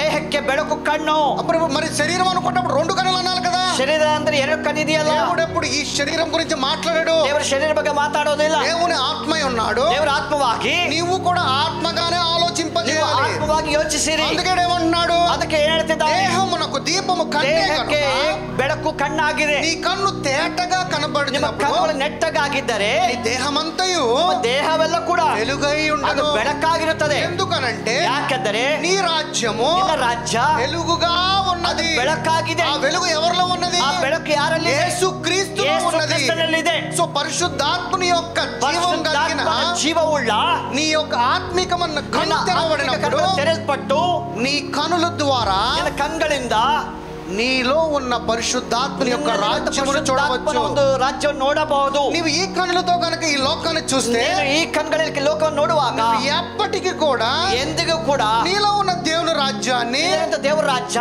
చూడలేవు. ನೋಡಕ್ಕೆ ಸಾಧ್ಯ ఈ ಇಲ್ಲ. కనులకు ఏం కావాలి? ಈ ಕಣ್ಗಳು ಏನು ಬೇಕು? ఈ లోకంలో ఉన్నదంతయు కావాలి. ಈ ಲೋಕದಲ್ಲಿ ಒಂದು ಎಲ್ಲವೂ ಬೇಕು. కానీ తండ్రి ఏం చెప్తున్నాడు? ತಂದೆ ಏನ್ ఈ ಹೇಳ್ತಿದ್ದಾನೆ? లోకంలో ఉన్నదంతయు నాది కాదు, ಈ ಲೋಕದಲ್ಲಿ ಒಂದು ನನ್ನದಲ್ಲ, ఇది నేను చేసినది కాదు ಇದು ನಾನು అన్నాడు. ಮಾಡಿಲ್ಲ. కానీ మనం చూస్తున్న ఈ ಆದ್ರೆ శరీరమైన ನಾವು ನೋಡುವಂತ ಈ కన్నులతో ಶರೀರದ ಕಣ್ಗಳು మనం దేన్ని కోరుకుంటున్నాము? ನಾವು ಯಾವ ಬಯಸ್ತೇವೆ? ఈ లోకంలో ఉన్నదాన్ని ಈ కోరుకుంటున్నాము. ಲೋಕವನ್ನು ಬಯಸ್ತೇವೆ. కానీ దేవుడు ఏమంటున్నాడంటే, ಆದ್ರೆ ದೇವರ ಹೇಳುವಂತ ಮಾತು, నీ దేహముకై ఉన్న కన్ను ద్వారా ದೇಹಕ್ಕಿರುವಂತ ಕಣ್ಗಳ పరలోక ಮೂಲಕವಾಗಿ రాజ్యమును ಪರಲೋಕ చూసినప్పుడు ರಾಜ್ಯವನ್ನು ನೋಡುವಾಗ దేహమంతా ದೇಹವೆಲ್ಲವೂ వెలుగు. ಬೆಳಕಾಗಿರುತ್ತದೆ. ఎలాగా యేసు ప్రభు కొండ మీదకి వెళ్ళినప్పుడు రూపాంతరం చెందినప్పుడు ಯೇಸು ಸ್ವಾಮಿ ಬೆಟ್ಟದ ಮೇಲೆ ರೂಪಾಂತರ ಆದ ರೀತಿಯಲ್ಲಿ ప్రకాశమానం అయిపోయాడు అన్నాడు. ಪ್ರಕಾಶಮಯವಾದನು. నీవు కూడా అలాగ రూపాంతరము చెందాలి. ನೀವು ಕೂಡ ಆ ತರ ರೂಪಾಂತರ ಆಗ್ಬೇಕು. నువ్వు రూపాంతరము చెందకుండా ರೂಪಾಂತರ ಆಗದೆ నువ్వు శరీరముతో రూపాంతరము చెందితే ಶರೀರದಲ್ಲಿ ರೂಪಾಂತರ ಆದರೆ ఏ ఉపయోగము లేదు. ಏನು ಪ್ರಯೋಜನ ಇಲ್ಲ. ఈ మాటలన్నీ ಈ ಮಾತುಗಳನ್ನ లోకానికి వెరిగా కనబడొచ్చు. ಲೋಕಕ್ಕೆ ಹುಚ್ಚಾಗಿದೆ. ఎందుకంటే దేవుడే చెప్తున్నాడు, ದೇವರು ಹೇಳ್ತಿದ್ದಾನೆ, నా మాటలు ನನ್ನ ಮಾತುಗಳು ఈ లోకానికి ಈ ಲೋಕಕ್ಕೆ వెర్రిగా ఉంటాయి. ಹುಚ್ಚಾಗಿದೆ, ಮೂರ್ಖವಾಗಿದೆ. ಆದರೆ ఆ వెర్రిగా ఉన్న మాటలే ಆ ಮೂರ್ಖವಾಗಿರುವಂತ ಮಾತುಗಳು నిన్ను మహిమపరుస్తాయి. ನಿನ್ನನ್ನು ಮಹಿಮೆಪಡಿಸುತ್ತದೆ. లోకము నిన్ను అసహించుకున్నా, ಲೋಕವನ್ನು ಅಸಹ್ಯಪಟ್ಟರು, లోకము నిన్ను దూషించిన, ಲೋಕವು ದ್ವೇಷ ಮಾಡಿದರು, నేను నిన్ను ప్రేమిస్తాను.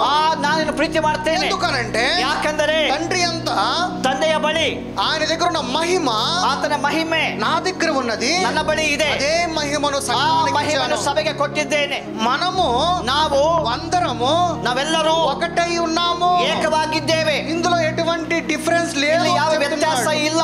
కానీ ಆದರೆ నువ్వు ನೀವು దేవుడిని ದೇವರನ್ನ ఈ కనులతో కనుక ಈ చూస్తే ಕಣ್ಣಿನಿಂದ ನೋಡಿದರೆ ఎప్పటికీ కూడా దేవుడిని ಎಂದಿಗೂ కనుగొలేవు. ದೇವರು ಅರ್ಥ నువ్వు ಆಗೋದಿಲ್ಲ. దేవుడిని తెలుసుకోవాలంటే ದೇವರು ಅರ್ಥ ಆಗಬೇಕಂದ್ರೆ ఆత్మీకమైన నీ కన్ను ఓపెన్ అవ్వాలి. ಕಣ್ಣಿಂದ ತೆರೆಯಬೇಕು. ఆ కన్ను ఓపెన్ అవ్వనంత ಆ వరకు కూడా ಕಣ್ಣು ತೆರೆದೇ ಇದ್ದರೆ నిజమైన దేవుడు ఎలా, ನಿಜವಾದಂತ ದೇವರು ಯಾರೆಂದು, సత్యమైన దేవుడు ఎలా ಸತ್ಯ ದೇವರು ಹೇಗೆ తెలుసుకోలేవు.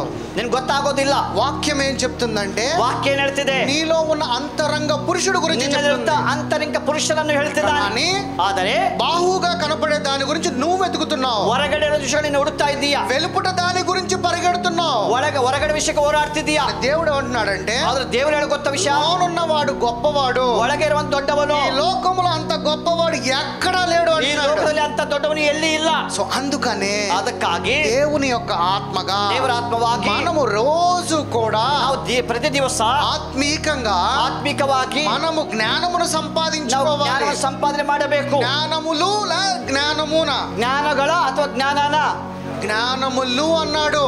ಜ್ಞಾನಗಳು, జ్ఞానములను మనం పొందుకోవాలి. ಜ್ಞಾನವನ್ನು ಹೊಂದಿಕೋಬೇಕು. అవన్నీ కూడా ಅವೆಲ್ಲವೂ ಕೂಡ యేసు ప్రభువులో ఉన్నాయి. ಯೇಸು ಕ್ರಿಸ್ತನಲ್ಲಿ ಇದೆ. యేసు ప్రభు ಯೇಸು ಕ್ರಿಸ್ತನು వాక్య రూపములో ವಾಕ್ಯ ರೂಪದಲ್ಲಿ ఆయన జ్ఞానమయ ಆತನು ಜ್ಞಾನವಾಗಿ ಎಲ್ಲರಿಗೆ సత్య సంపూర్ణుడుగా ಸತ್ಯ ಸಂಪೂರ್ಣನಾಗಿ సమస్తము అందరికి ಸಮಸ್ತವು ఇచ్చున్నాడు. ಎಲ್ಲರೂ ಕೊಟ್ಟಿದ್ದಾರೆ. కానీ ಆದರೆ మనము ನಾವು దేవుని యొక్క జ్ఞానం అర్థం ದೇವರ చేసుకోకుండా ಜ್ಞಾನ ಅರ್ಥ ಆಗದೆ ಇದ್ರೆ అవివేకమైన జ్ఞానముతో ನಾವು ಅವಿವೇಕವುಳ್ಳವರಾಗಿ మనము ನಾವು జీవిస్తున్నాం.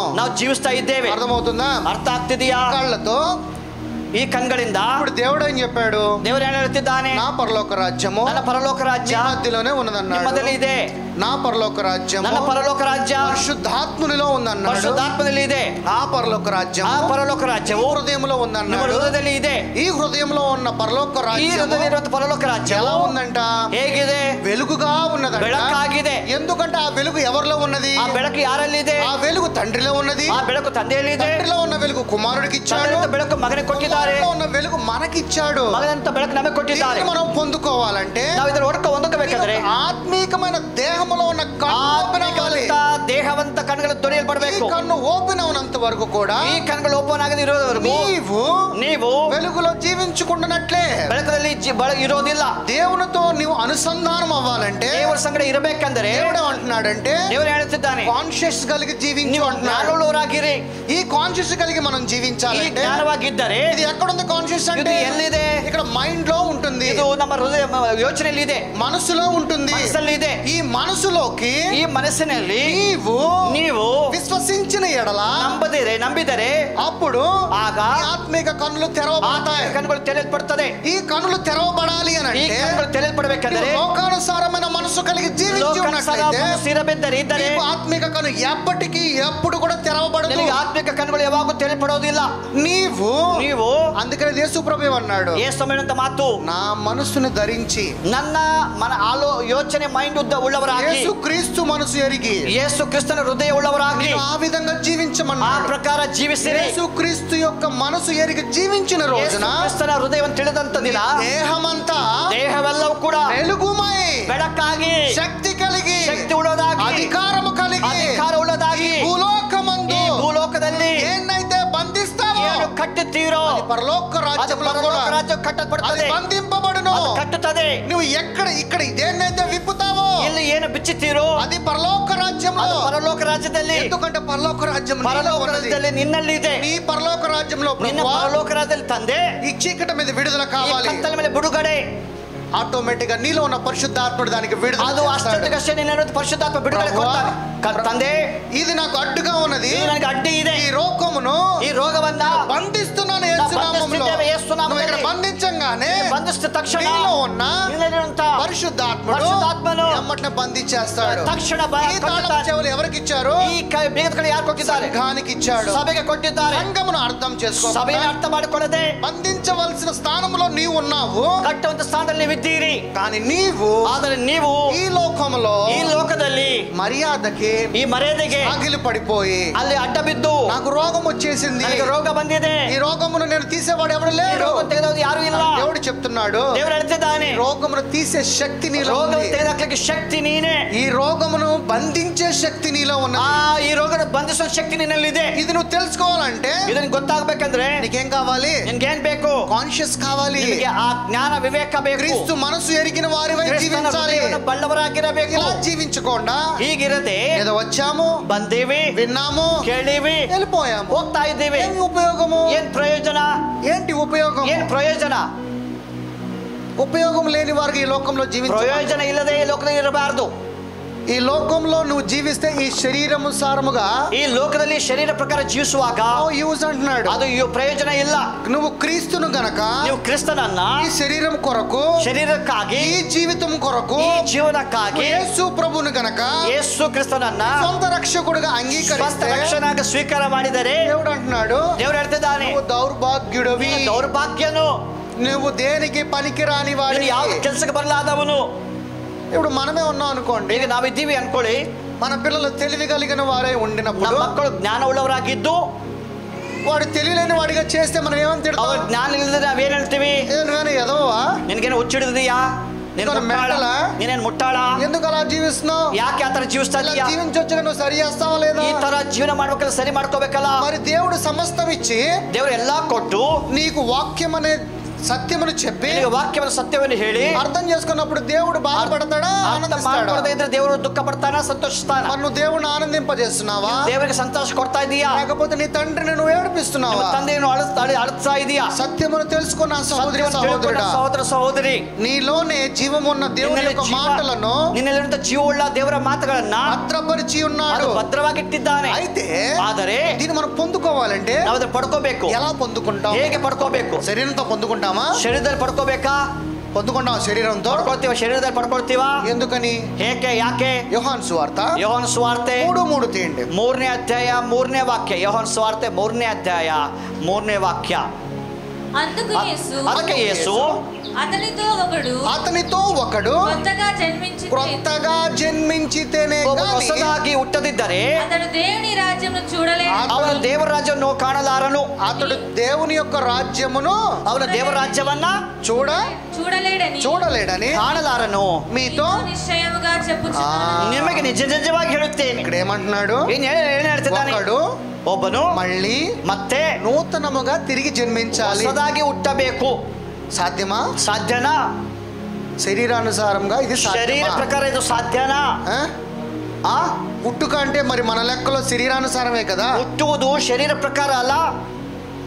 ఎప్పుడైతే ಯಾವಾಗಾದರೂ నా రక్షకుడు అని నువ్వు ప్రభువుని అంగీకరిస్తావో, ರಕ್ಷಕನೆಂದು ಸ್ವಾಮಿನ ಅಂಗೀಕಾರ ಮಾಡಿ ఈయన ద్వారా నా పాపములన్నీ క్షమింపబడతాయని ಈತನ నమ్ముతావో, ಮೂಲಕವಾಗಿ ಪಾಪಗಳು ಕ್ಷಮೆ ಪಡೆದು ನಂಬಿದರೆ, ఈయన నా కొరకు సిలువ వెక్కాడని నువ్వు నమ్ముతావో, ಈತ ನಮಗಾಗಿ ಶಿಲುಬೆ ಏರಿದ್ದಾನೆ ಎಂದು ನಂಬಿದರೆ నీవు సిద్ధపాటు కలిగి ನೀವು ಸಿದ್ಧವುಳ್ಳವರಾಗಿ దేవుని దగ్గర నీ యొక్క పాపములన్నిటినీ కూడా ఒప్పుకుని ದೇವರ ಬಳಿಗೆ ನಿನ್ನ ಪಾಪಗಳನ್ನು ಒಪ್ಪಿ నీ శరీరాన్ని తీసుకుని బాప్తిసంలో పాలు ನಿಮ್ಮ పంచుకున్నప్పుడు, ಶರೀರದ ಮೂಲಕವಾಗಿ ಬಾಪ್ತಿಸಂ ಪಡ್ಕೊಂಡು నీ శరీరము నీటిలో ముంచినప్పుడు, ನಿನ್ನ ಶರೀರವನ್ನು ನೀರಿನಲ್ಲಿ ಮುಳುಗಿಸುವಾಗ శరీరము చనిపోయి ಶರೀರ ಸತ್ತು ಹೋಗಿ దేవుని ఆత్మగా తిరిగి ದೇವರ జన్మించావు. ಆತ್ಮವಾಗಿ ಹುಟ್ಟಿದ್ದೀರಿ. అలాగ జన్మించిన వాడు ಆತರ ಹುಟ್ಟುವಂತ ವ್ಯಕ್ತಿ దేవుని యొక్క రాజ్యమును ದೇವರ ರಾಜ್ಯವನ್ನ చూస్తాడు అని దేవుడు యొక్క మాటలు ನೋಡುತ್ತಾನೆಂದು ದೇವರು చెప్తున్నాయి. ಹೇಳ್ತಿದ್ದಾನೆ.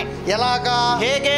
ఎప్పుడైతే ఆయన ఆత్మగా నువ్వు తిరిగి ಆತನ లేపబడిన తర్వాత ಆತ್ಮವಾಗಿ ಎತ್ತಲ್ಪಡುವಾಗ పరిశుద్ధాత్మని యొక్క గిఫ్ట్ వరము ಪರಿಶುದ್ಧಾತ್ಮನ ವರವನ್ನು ಕೊಟ್ಟು నీ దేహం అప్పుడు ನಿನ್ನ ఏమవుతుందంట? ದೇಹ ಏನಾಗಿದೆ? దేహంలో నీ హృదయం అనే ఒక ನಿನ್ನ throne, ದೇಹದಲ್ಲಿರುವಂತ ಆ ಒಂದು ರೋಗವು, రోగము కాదు, థ్రోన్, ಆ ಒಂದು ದೇಹದಲ್ಲಿರುವಂತ ಆ ಒಂದು సింహాసనము, ಆ ಸಿಂಹಾಸನವು దేవునికి ದೇವರಿಗೆ తండ్రి కుమారుడు వచ్చి ತಂದೆ ಮಗನಿಗೆ ಬಂದು నీలో నివాసము ನಿನ್ನಲ್ಲಿ ವಾಸ చేయడానికి ಮಾಡ್ತಿದ್ದಾನೆ. నీ హృదయం అనే ನಿಮ್ಮ సింహాసనము ಹೃದಯವೆಂಬ ಸಿಂಹಾಸನದಲ್ಲಿ ఆలయముగా మారుతుంది. ಅದು ಆಲಯವಾಗಿ ಮಾರ್ಪಡುತ್ತದೆ. ఈ రోజు నుంచి ಈ ದಿನದಿಂದ ఇక మీదట నాయందు నివసించువాడు ಇನ್ನು ಮೇಲೆ నేను కాను, ಇನ್ನು ಮೇಲೆ ಬದುಕೋ ನಾನಲ್ಲ, నాయందు నివసించుచున్న ನನ್ನಲ್ಲಿ ಕ್ರಿಸ್ತನು నా క్రీస్తే. ಕ್ರಿಸ್ತನು ವಾಸ ಮಾಡ್ತಿದ್ದಾನೆ. ఇలాగా నీవు ఎప్పుడైతే అన్ని నీవు విశ్వసిస్తావో, ಈ ಪ್ರಕಾರವಾಗಿ ನೀನು ನಂಬುವಾಗ దేవుడు నీలో నివాసము చేస్తాడు. ದೇವರಲ್ಲಿ ನೀವು ವಾಸ ಮಾಡುತ್ತಾನೆ. అప్పుడు ಆಗ ఆత్మీకమైన కన్ను ಆತ್ಮಿಕ ಕಣ್ಗಳು ఓపెన్ అవుతాయి. ತೆರೆಯಲ್ಪಡುತ್ತದೆ. ఇది ఓపెన్ అవ్వాలంటే నీ కాన్షియస్ కావాలి.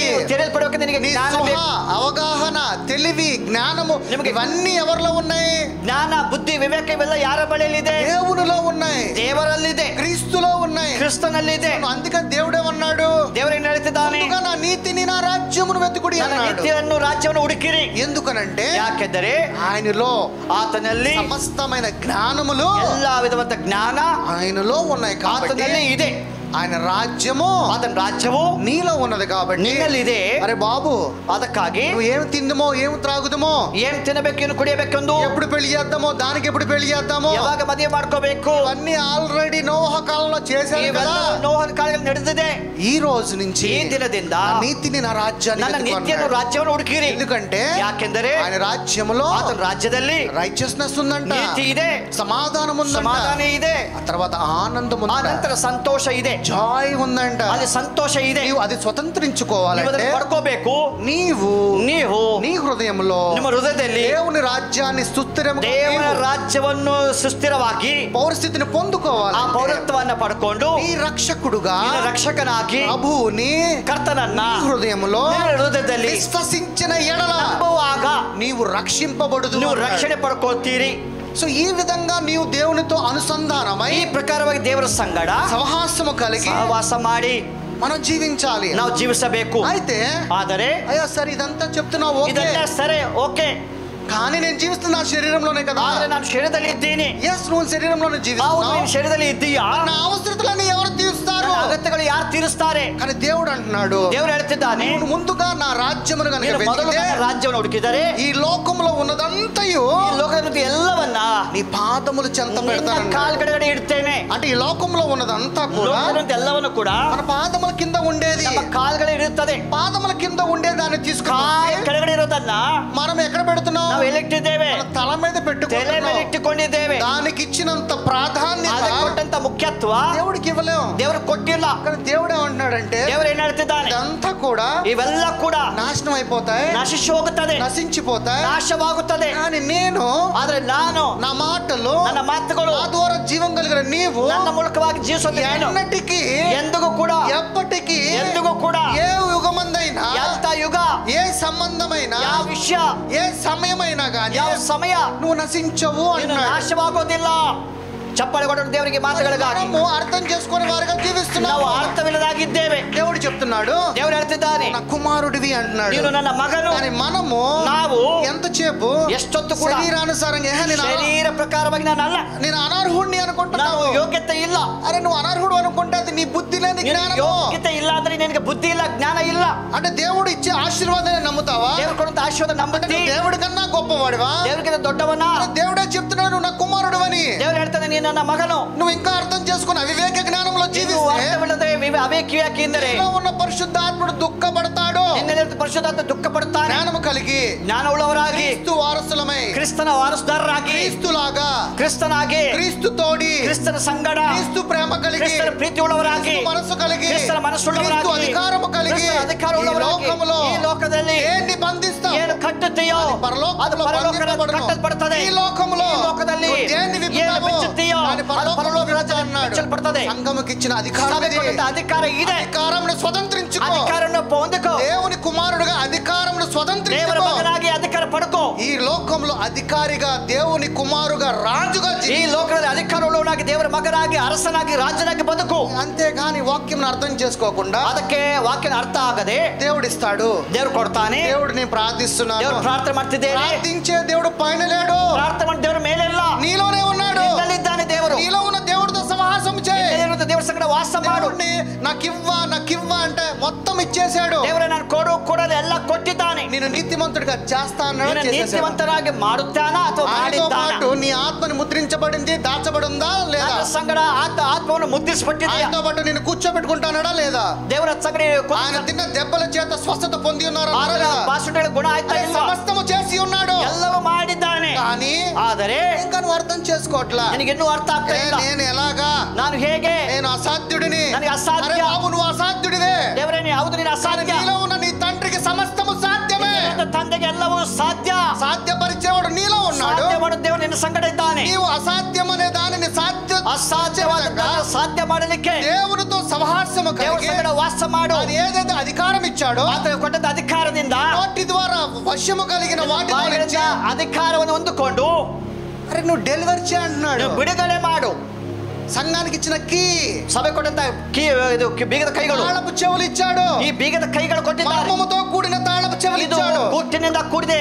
కానీ ఇంకా ಆದರೆ మనం అర్థం చేసుకోకుండా ನಮಗೆ ಅರ್ಥ ಮಾಡ್ಕೊಳ್ಳದೆ ఈ లోకములో ಈ ಲೋಕದಲ್ಲಿ దేవుని యొక్క బిడ్డలముగా అని చెప్పుకుంటూ ದೇವರ ಮಕ್ಕಳೆಂದು ಹೇಳಿ వేషధారుల వలె ನಾವು ವೇಷಧಾರಿಗಳಾಗಿ ప్రభు ఉన్నాడు. ದೇವರು ಏನು ಹೇಳ್ತಿದ್ದಾರೆ? నన్ను గణపరిస్తే పేదాలతో కాదు, ತುಟಿಗಳಿಂದ ಗಣಪಡಿಸಬೇಡಿ, నీ హృదయముతో గణపరచు అన్నాడు. ಹೃದಯದಿಂದ ಗಣಪಡಿಸಿರಿ. ఆయన్ని గనక నువ్వు వెతికితే ಆತನನ್ನು ಹುಡುಕಿದರೆ ఆయన సందు ఎలా ఉంటదంట? ద్వారం ಆತನ ಒಂದು ಹೋಗುವಂತ ಮಾರ್ಗ ದಾರಿ ఎలా ఉంటది? ಹೇಗಿದೆ? ఇరుకు సందు అంట. ಅದು ಇಕ್ಕಟ್ಟಾಗಿದೆ. ఆ ఇరుకు సందులో నుంచే ಆ నువ్వు వెళ్ళాలి. ಇಕ್ಕಟ್ಟಾದಂತ ದಾರಿಯಲ್ಲಿ ఆ ಮಾರ್ಗದಲ್ಲಿ ఇరుకు సందులోనే ಅದರಲ್ಲಿ నిన్ను సంచరించే విధంగా ನೀವು ಹೋಗುವ తీసుకువెళ్తాడు. ಹಾಗೆ ದೇವರು ಮಾಡ್ತಾನೆ. మనము ನಾವು అయ్యా మన దేవుడు మరి శక్తిమంతుడు, ಅಯ್ಯ ನಮ್ಮ ದೇವರು ಶಕ್ತಿ ಉಳ್ಳವನಾಗಿದ್ದಾನೆ, ಬಲವಂತುಡು, ಬಲವುಳ್ಳವನಾಗಿದ್ದಾನೆ, జ్ఞానమంతుడు, ಜ್ಞಾನವುಳ್ಳವನಾಗಿದ್ದಾನೆ. ఇన్ని చెప్పుకునే మనకి ఈ ఇరుకు సందు ద్వారా ಇಷ್ಟು ಹೇಳುತ್ತ ನಮಗೆ ಯಾಕೆ ಇಕ್ಕಟ್ಟಾದಂತ ಬಾಗಿಲು? ఈ లోకంలో మనకి ఈ బాధలు ಈ కష్టాలు ಲೋಕದಲ್ಲಿ ಈ ಕಷ್ಟಗಳು ದುಃಖಗಳು ಯಾಕೆ? ఎందుకు ఈ వీటిలోనే మనం తట్టిమిట్టాడుతున్నాం? ಯಾಕೆ ಇದರಲ್ಲಿ ನಾವು ಬಿದ್ದು ಒದ್ದಾಡ್ತಿದ್ದೇವೆ? మరి ఎలాగా? ಮತ್ತೆ ಹೇಗೆ? మరి ప్రభు చెప్తున్నాడు నా దారి ఇరుకు సందే. ದೇವರು ಹೇಳ್ತಿದ್ದಾನೆ ನನ್ನ ಮಾರ್ಗವು ಅದು ಇಕ್ಕಟ್ಟಾಗಿದೆ. మత్తయి సువార్త ಮತ್ತಾಳ ಸುವಾರ್ತೆ 7వ అధ్యాయము ಮತ್ತಾಳ ಸುವಾರ್ತೆ 7, 13, 14. 7ನೇ ಅಧ್ಯಾಯ 13, 14. ఇరుకు ద్వారమున ప్రవేశించుడి. ಇಕ್ಕಟ್ಟಾದ ಬಾಗಿಲಿಂದ ಒಳಕ್ಕೆ ಹೋಗಿರಿ. నాశనముకు పోవు. ನಾಶಕ್ಕೆ ಹೋಗೋ ಬಾಗಿಲು వెడల్పును. ద్వారము వెడల్పును దొడ్డదు. ఆ దారి విశాలమై ఉన్నది. దాని ద్వారా ప్రవేశించేవారు అనేకులు. ಅದರಲ್ಲಿ ಹೋಗುವವರು ಬಹು ಜನ. వెడల్పు కలిగిన దారి ఏ దారి? ఇప్పుడు ಅಗಲವುಳ್ಳ ದಾರಿ ಯಾವುದು? ఈ లోకము. ఈ లోకము దారి పెద్దగా ಈ ఉంటుంది. ಲೋಕದ ದಾರಿ ಅಗಲವಾಗಿದೆ, ದೊಡ್ಡದಾಗಿದೆ. ఈ దారిలో నువ్వు వెళ్తే ಈ ದಾರಿಯಲ್ಲಿ ಹೋದರೆ నశించిపోతావంట, ಕೆಟ್ಟು ಹೋಗ್ತೀಯಾ, నువ్వు రక్షింపబడవంట. ನಿನಗೆ ರಕ್ಷಣೆ ಆಗೋದಿಲ್ಲ. దేవుని యొక్క ದೇವರ పరలోక రాజ్యాన్ని ಪರಲೋಕ ರಾಜ್ಯ ಪಡ್ಕೊಳ್ಳೋದು ಇಲ್ಲ. నీవు గనుక ప్రభువైన యేసుక్రీస్తు అనే మార్గము ద్వారా ನೀನು వెళ్ళాలంటే ಕರ್ತನಾದ ಯೇಸು ಕ್ರಿಸ್ತನ ದಾರಿಯಲ್ಲಿ ಹೋಗುವಾಗ మార్గములో నీకు ಆ ದಾರಿಯಲ್ಲಿ ನಿನಗೆ ఎదురు దెబ్బలు తగిలినా, ಎಷ್ಟು ಹೊಡೆತ ಬಿದ್ದರು, ఎంత కష్టం వచ్చినా, ಎಷ್ಟು ಕಷ್ಟ ಬಂದರು, ఎంత నష్టం వచ్చినా, ಎಷ್ಟು ನಷ್ಟ ಆದರೂ, ఎలాంటి పోరాటం వచ్చినా, ఎంత ಹೋರಾಟ ಬಂದರು, ప్రభు ద్వారా నా తండ్రి చెంతకు నేను చేరాలి. ನಮ್ಮ ಕ್ರಿಸ್ತನ ಮೂಲಕ ತಂದೆಯ ಬಳಿಗೆ ಸೇರುತ್ತೇವೆ. ఈ విధంగా నీవు ఈ ಪ್ರಕಾರ ನೀನು ನಂಬಿ విశ్వసించి నువ్వు నడుస్తావో, ನಡೆಯುವಾಗ నీకు సమస్తము నీ ద్వారా నిన్న ಮೂಲಕ దేవుడు సాధ్యపరుస్తాడు. ದೇವರು ಸಾಧ್ಯ ಮಾಡುತ್ತಾನೆ. కానీ ಆದರೆ ఇరుకు సందును చూసి, ಅದು ಇಕ್ಕಟ್ಟಾದ ದಾರಿ, అంటే నీ జీవితంలో ఉన్న పోరాటాలు, ನಿಮ್ಮ ಜೀವನದ ಹೋರಾಟ, నీ జీవితంలో ఉన్న ఇబ్బందులు, ನಿಮ್ಮ జೀವನದ శోధనలు, వేదనలు, రోగాలను చూసి వేదనಗಳು నువ్వు భయపడితే ఎదుర్కొಳುವಾಗ ఆయన యొక్క రాజ్యములోకి ప్రవేశింప రాజ్యದಲ್ಲಿ ಹೋಗ್ಲಿಕ್ಕೆ ಸಾಧ್ಯ ಇಲ್ಲ. ఈ లోకము తలుపులు పెద్దవిగా ఉన్నాయి. దారిಗಳು దొడ్ಡದು.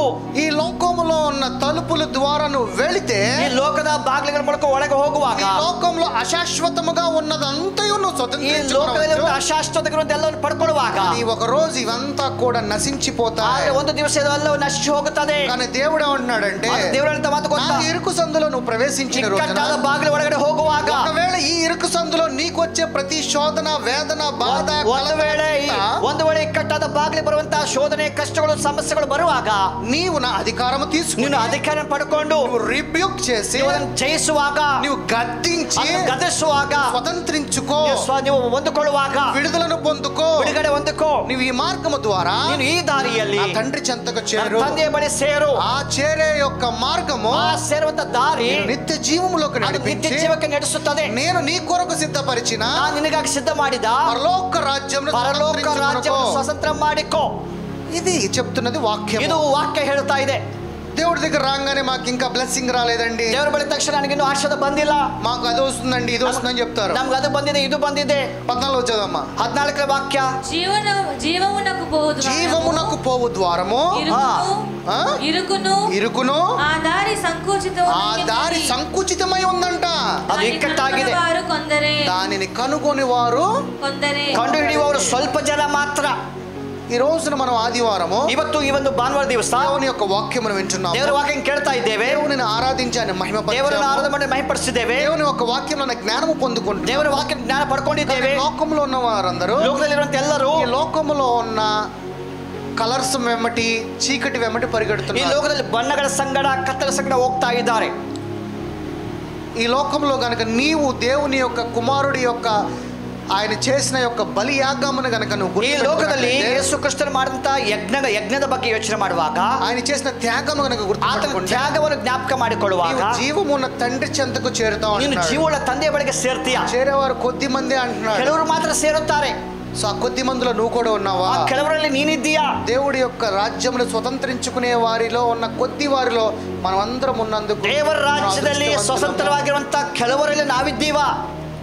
సో అందుకనే ಅದಕ್ಕಾಗಿ సత్యములో ఉన్న నీవు, ಸತ್ಯವಿರುವಂತ ನೀವು అసత్యంలో ఉన్న వారిని, ಸುಳ್ಳಿನಲ್ಲಿರುವಂತವರಿಗೆ ప్రేమించి ಪ್ರೀತಿ ಮಾಡಿ సత్యములోనికి తీసుకురావాలి. ಸತ್ಯದೊಳಗೆ ನಡೆಸಬೇಕು. ఎలా తీసుకురావాలి? ಹೇಗೆ ನಡೆಸಬೇಕು? యేసు ప్రభు నమ్మకపోతే, ಯೇಸು ಸ್ವಾಮಿ ನಂಬದೇ ಇದ್ದರೆ, ನಂಬದೇ ಇದ್ದರೆ ನೀವು నరకానికి పోతావు, ನರಕ ಹೋಗ್ತೀಯಾ? ఇలా కాదు చెప్పాల్సింది. ಆ ತರ ಹೇಳ್ಬಾರ್ದು. సత్యమే కలిగిన, సత్యವುಳ್ಳವರಾಗಿ, జీవం కలిగిన, ಜೀವವುಳ್ಳವರಾಗಿ, వెలుగు కలిగిన నీవు చీకట్లో ఉన్నావు, ನೀವು ಕತ್ತಲೆಯಲ್ಲಿದ್ದೀಯಾ? నువ్వు గనక యేసు ప్రభు అనే మార్గమును గనక ಯೇಸು ಸ್ವಾಮಿ ಮಾರ್ಗವನ್ನು ಬಂದರೆ, నీవు నీ జీవితం అంతా వెలుగుమయమవుతుంది. ನಿನ್ನ ಜೀವನದಲ್ಲಿ ಬೆಳಕಾಗಿರುತ್ತದೆ. లోకములో ఉన్నదంతయు అశాశ్వతము. ಲೋಕದಲ್ಲಿರುವಂತ ಎಲ್ಲ ಅಶಾಶ್ವತ. నువ్వు సంపాదించిన దాంట్లోంచి ఒక్క పైసా కూడా తీసుకువెళ్ళలేవు. సంపాదನೆ ಒಂದು కూడా ತೆಗೆದುಕೊಂಡು ಹೋಗೋದಿಲ್ಲ. జీవం కలిగిన వెలుగులోకి రా, ಜೀವವುಳ್ಳ ಬೆಳಕಿಗೆ ಬಾ, నిత్య జీవములోకి, ನಿತ್ಯ ಜೀವಕ್ಕೆ తండ్రి చెంతకు చేరుకుంటావు, ತಂದೆಯ ಬಳಿಗೆ ಸೇರು. సో ఈ విధంగా నీవు ఆ వారికి బోధన బోధించాలి. ಈ ಪ್ರಕಾರವಾಗಿ ನೀವು ಬೋಧಿಸಬೇಕು. కానీ మనము చాలా బయట జరుగుతున్న బోధలు ఏంటంటే ప్రభు నమ్మకపోతే నువ్వు నరకానికి పోతావు. ಹೊರಗಡೆ ಹೇಳುವಂತ ಬೋಧನೆ ಗೊತ್ತಾ? ಯೇಸು ನಮ್ಮದಿದ್ರೆ ನರಕಕ್ಕೆ ಹೋಗ್ತೀಯಾ? వాడు ఇంకెప్పుడు వస్తాడు? అరే నేను నమ్మకపోతే ಆತರ ಹೇಳಿದ್ರೆ ಅವ್ರು ಯಾವಾಗ ಬರ್ತಾರೆ? ನೀನು ನಂಬದಿದ್ರೆ ಹೇಗೆ? బయట ఇంకా ఉన్న బోధలు వాళ్ళ దేవుళ్ళు ఏం చెప్తారు? ಇನ್ನು ಅವ್ರು ಏನ್ ಹೇಳ್ತಾರೆ ಗೊತ್ತಾ? ఎలానా జీవించు, ನೀನ್ ಹೇಗಾದ್ರೂ ಇರೋ, ఏ తంపన చేయి, ಏನಾದ್ರೂ ಮಾಡು, తప్పు ಮಾಡು, నువ్వు రక్షింపబడతావు అని చెప్తున్నారు. ರಕ್ಷಣೆ ಹೊಂದಿಕೊಳ್ತೀಯಾ? అప్పుడు ఎవరైనా ఏ దేవుడిని ఎంచుకుంటారు? ಯಾವ ದೇವ್ರು ನಂಬೇಕಂಗಂದ್ರೆ ఇక్కడ దేవుడే లేడు, ಇಲ್ಲಿ ದೇವರೇ ಇಲ್ಲ, ఓన్లీ మార్గమే. ಇಲ್ಲಿ ಮಾರ್ಗ. ఆ మార్గాన్ని అనుసరించు, ఎంచుకొని మనం ಆ చెప్పాలి. ಮಾರ್ಗವನ್ನು ಅನುಸರಿಸು, ತಿಳ್ಕೋ. నీ యొక్క బాధ్యత, ನಿನ್ನ ಒಂದು ಜವಾಬ್ದಾರಿ. నువ్వు చెప్తావు సువార్తని, ನೀನು ಸ್ವಾರ್ಥ ಹೇಳ್ತೀಯಾ? వారు వింటే వాళ్ళ అదృష్టము, ಅವ್ರು ಕೇಳಿದ್ರೆ ಅವ್ರ ಅದೃಷ್ಟ, వాడు వినకపోతే వాళ్ళ దురదృష్టము. ಅವ್ರು ಕೇಳಿದ್ರೆ ಅವ್ರ ದುರದೃಷ್ಟ. అందుకే దేవుడే ఉన్నాడు, ದೇವರು ಏನ್ ಹೇಳ್ತಿದ್ದಾರೆ? నమ్మిన వానికి రక్షింపబడును, ನಂಬುವವನಿಗೆ ರಕ್ಷಣೆ, నమ్మని వానికి ನಂಬದಿರುವವನಿಗೆ శిక్ష విధింపబడును. ಶಿಕ್ಷೆ ಉಂಟಾಗುತ್ತದೆ. శిక్ష పైన కాదు, ಶಿಕ್ಷೆ ಮೇಲೆ ಅಲ್ಲ, శిక్షము శరీరంలోనే. ಇದು ಶರೀರದಲ್ಲಿ ಶಿಕ್ಷೆ. అందుకనే ಅದಕ್ಕಾಗಿ ఈ సహోదరుణ్ణి ನಿನ್ನ ಸಹೋದರನನ್ನ దేవుడే ఉంటున్నాడంటే, ದೇವರು ಏನ್ ಹೇಳ್ತಿದ್ದಾನೆ? నిన్ను వల్ల నీ పొరుగు వారిని ನಿನ್ನ ಹಾಗೆ ನಿನ್ನ ప్రేమించు. ನೆರೆಯವನ ಪ್ರೀತಿ ಮಾಡು. ఎలాగ నిన్ను ప్రేమించుకుంటావో, ನಿನ್ನನ್ನು ನೀ ಹೇಗೆ ಪ್ರೀತಿ ಮಾಡ್ತೀಯೋ, ఇక్కడ సంబంధాలుగా ఉన్న నీ సహోదరులని, ಕರ್ತವ್ಯವಂತ ನಿನ್ನ ಸಹೋದರರನ್ನ వారిని ప్రేమించి ಅವರನ್ನು ಪ್ರೀತಿ ಮಾಡಿ వారిని వెలుగులోకి తీసుకుని రా. ಅವ್ರ ಬೆಳಕನ್ನು ತೆಗೆದುಕೊಂಡು ಬಾ. ఎవరైతే ఆయనని నమ్మి ಆತನ ನಂಬಿ విశ్వసించి ನಂಬಿಕೆ ಇಟ್ಟು వెలుగులోకి వస్తారో ಬೆಳಕಿನಲ್ಲಿ ಬರ್ತಾರೋ వాళ్ళు ಅವರು అదృష్టవంతులు, ಅವರು ಅದೃಷ್ಟವಂತರು, రక్షింపబడతారు. ಅವರು రక్షిస్తారు. అయితే ಆದರೆ దేవుడు ఏం చెప్తున్నాడంటే, ದೇವರು ಹೇಳುವಂತ ಮಾತು ఒకటే మాట చెప్తున్నాడు. ಒಂದೇ దేవుడు. ಮಾತು, తండ్రి, ತಂದೆ, నేను ನಾನು అంటే యేసు ప్రభు, ನಾನಂದ್ರೆ ಯೇಸು ಸ್ವಾಮಿ, సంఘము. ಸಭೆ. సంఘం అంటే మనందరం, ಸಭೆ ಅಂದ್ರೆ ನಾವೆಲ್ಲರೂ, మన ముగ్గురము ఒకటే అంటున్నాడు. ನಾವೆಲ್ಲರೂ ಒಂದು ಏಕಾಗಿದ್ದೇವೆ. నువ్వు నేను సపరేట్ కాదు, ನೀವು ನಾನು ಬೇರೆ. నేను తండ్రి ఎలాగ ఏకాత్మై ನಾನು ఉన్నాను, ತಂದೆ ಏಕಾತ್ಮವಾಗಿರೋದು, అలాగే మీరు నేను కూడా ఏకాత్మై ನೀವು ఉన్నాము. ನಾವು ಏಕಾತ್ಮವಾಗಿದ್ದೇವೆ. సో ఇలాంటి యొక్క కాన్షియస్ కలిగి మనం జీవించాలి. ಇಂಥ ಒಂದು ವಿವೇಕವುಳ್ಳವರಾಗಿರಬೇಕು. యోహాను సువార్త 10 ಯೋಹಾನ ಸುವಾರ್ತೆ 10:30 వచనము, 10ನೇ ಅಧ್ಯಾಯ 30ನೇ ವಾಕ್ಯ. ನಾನು ತಂದೆಯು నేను తండ్రియును ನಾನು ತಂದೆಯು ಒಂದೇ ಆಗಿದ್ದೇವೆ ಅಂದನು. ఆయనతో చెప్పినట్టు ఇక్కడ ఎలా ఉన్నారంటే, ప్రభు ಹೀಗೆ ತಂದೆ, ಕರ್ತನು, తండ్రి, ತಂದೆ, యేసు ప్రభు, ಯೇಸು ಸ್ವಾಮಿ ఏకమై ಒಂದಾಗಿದ್ದಾರೆ, ఒక్కరిగా ಒಂದೇ ಆಗಿ ఏకాత్మై ಏಕಾತ್ಮವಾಗಿ ఉన్నారంట. ಇದ್ದಾರೆ. ఇప్పుడు మనమేమన్నా ನಾವೇನಾಗಿದ್ದೇವೆ? మనమేమన్నా కూడా చూద్దాము. ನಾವೇನಾಗಿದ್ದೇವೆ? మొదటి యోహాను గ్రంథము 1ನೇ ಯೋಹಾನ ಪುಸ್ತಕ 4:7. 4:7 ప్రియులారా మనము ఒకరినొకడు ప్రేమింతుము ఎలయనగా ప్రేమ దేవుని మూలముగా కలుగుచున్నది ప్రేమించు ప్రతివాడును దేవుని మూలముగా పుట్టినవాడై దేవునిని ఎరుగును. ఇది మనకు సూట్ అవ్వాలా తీసే. 1 కొరింథీయులు 6:17 రండి. 1 కొరింథీయులు 6:17.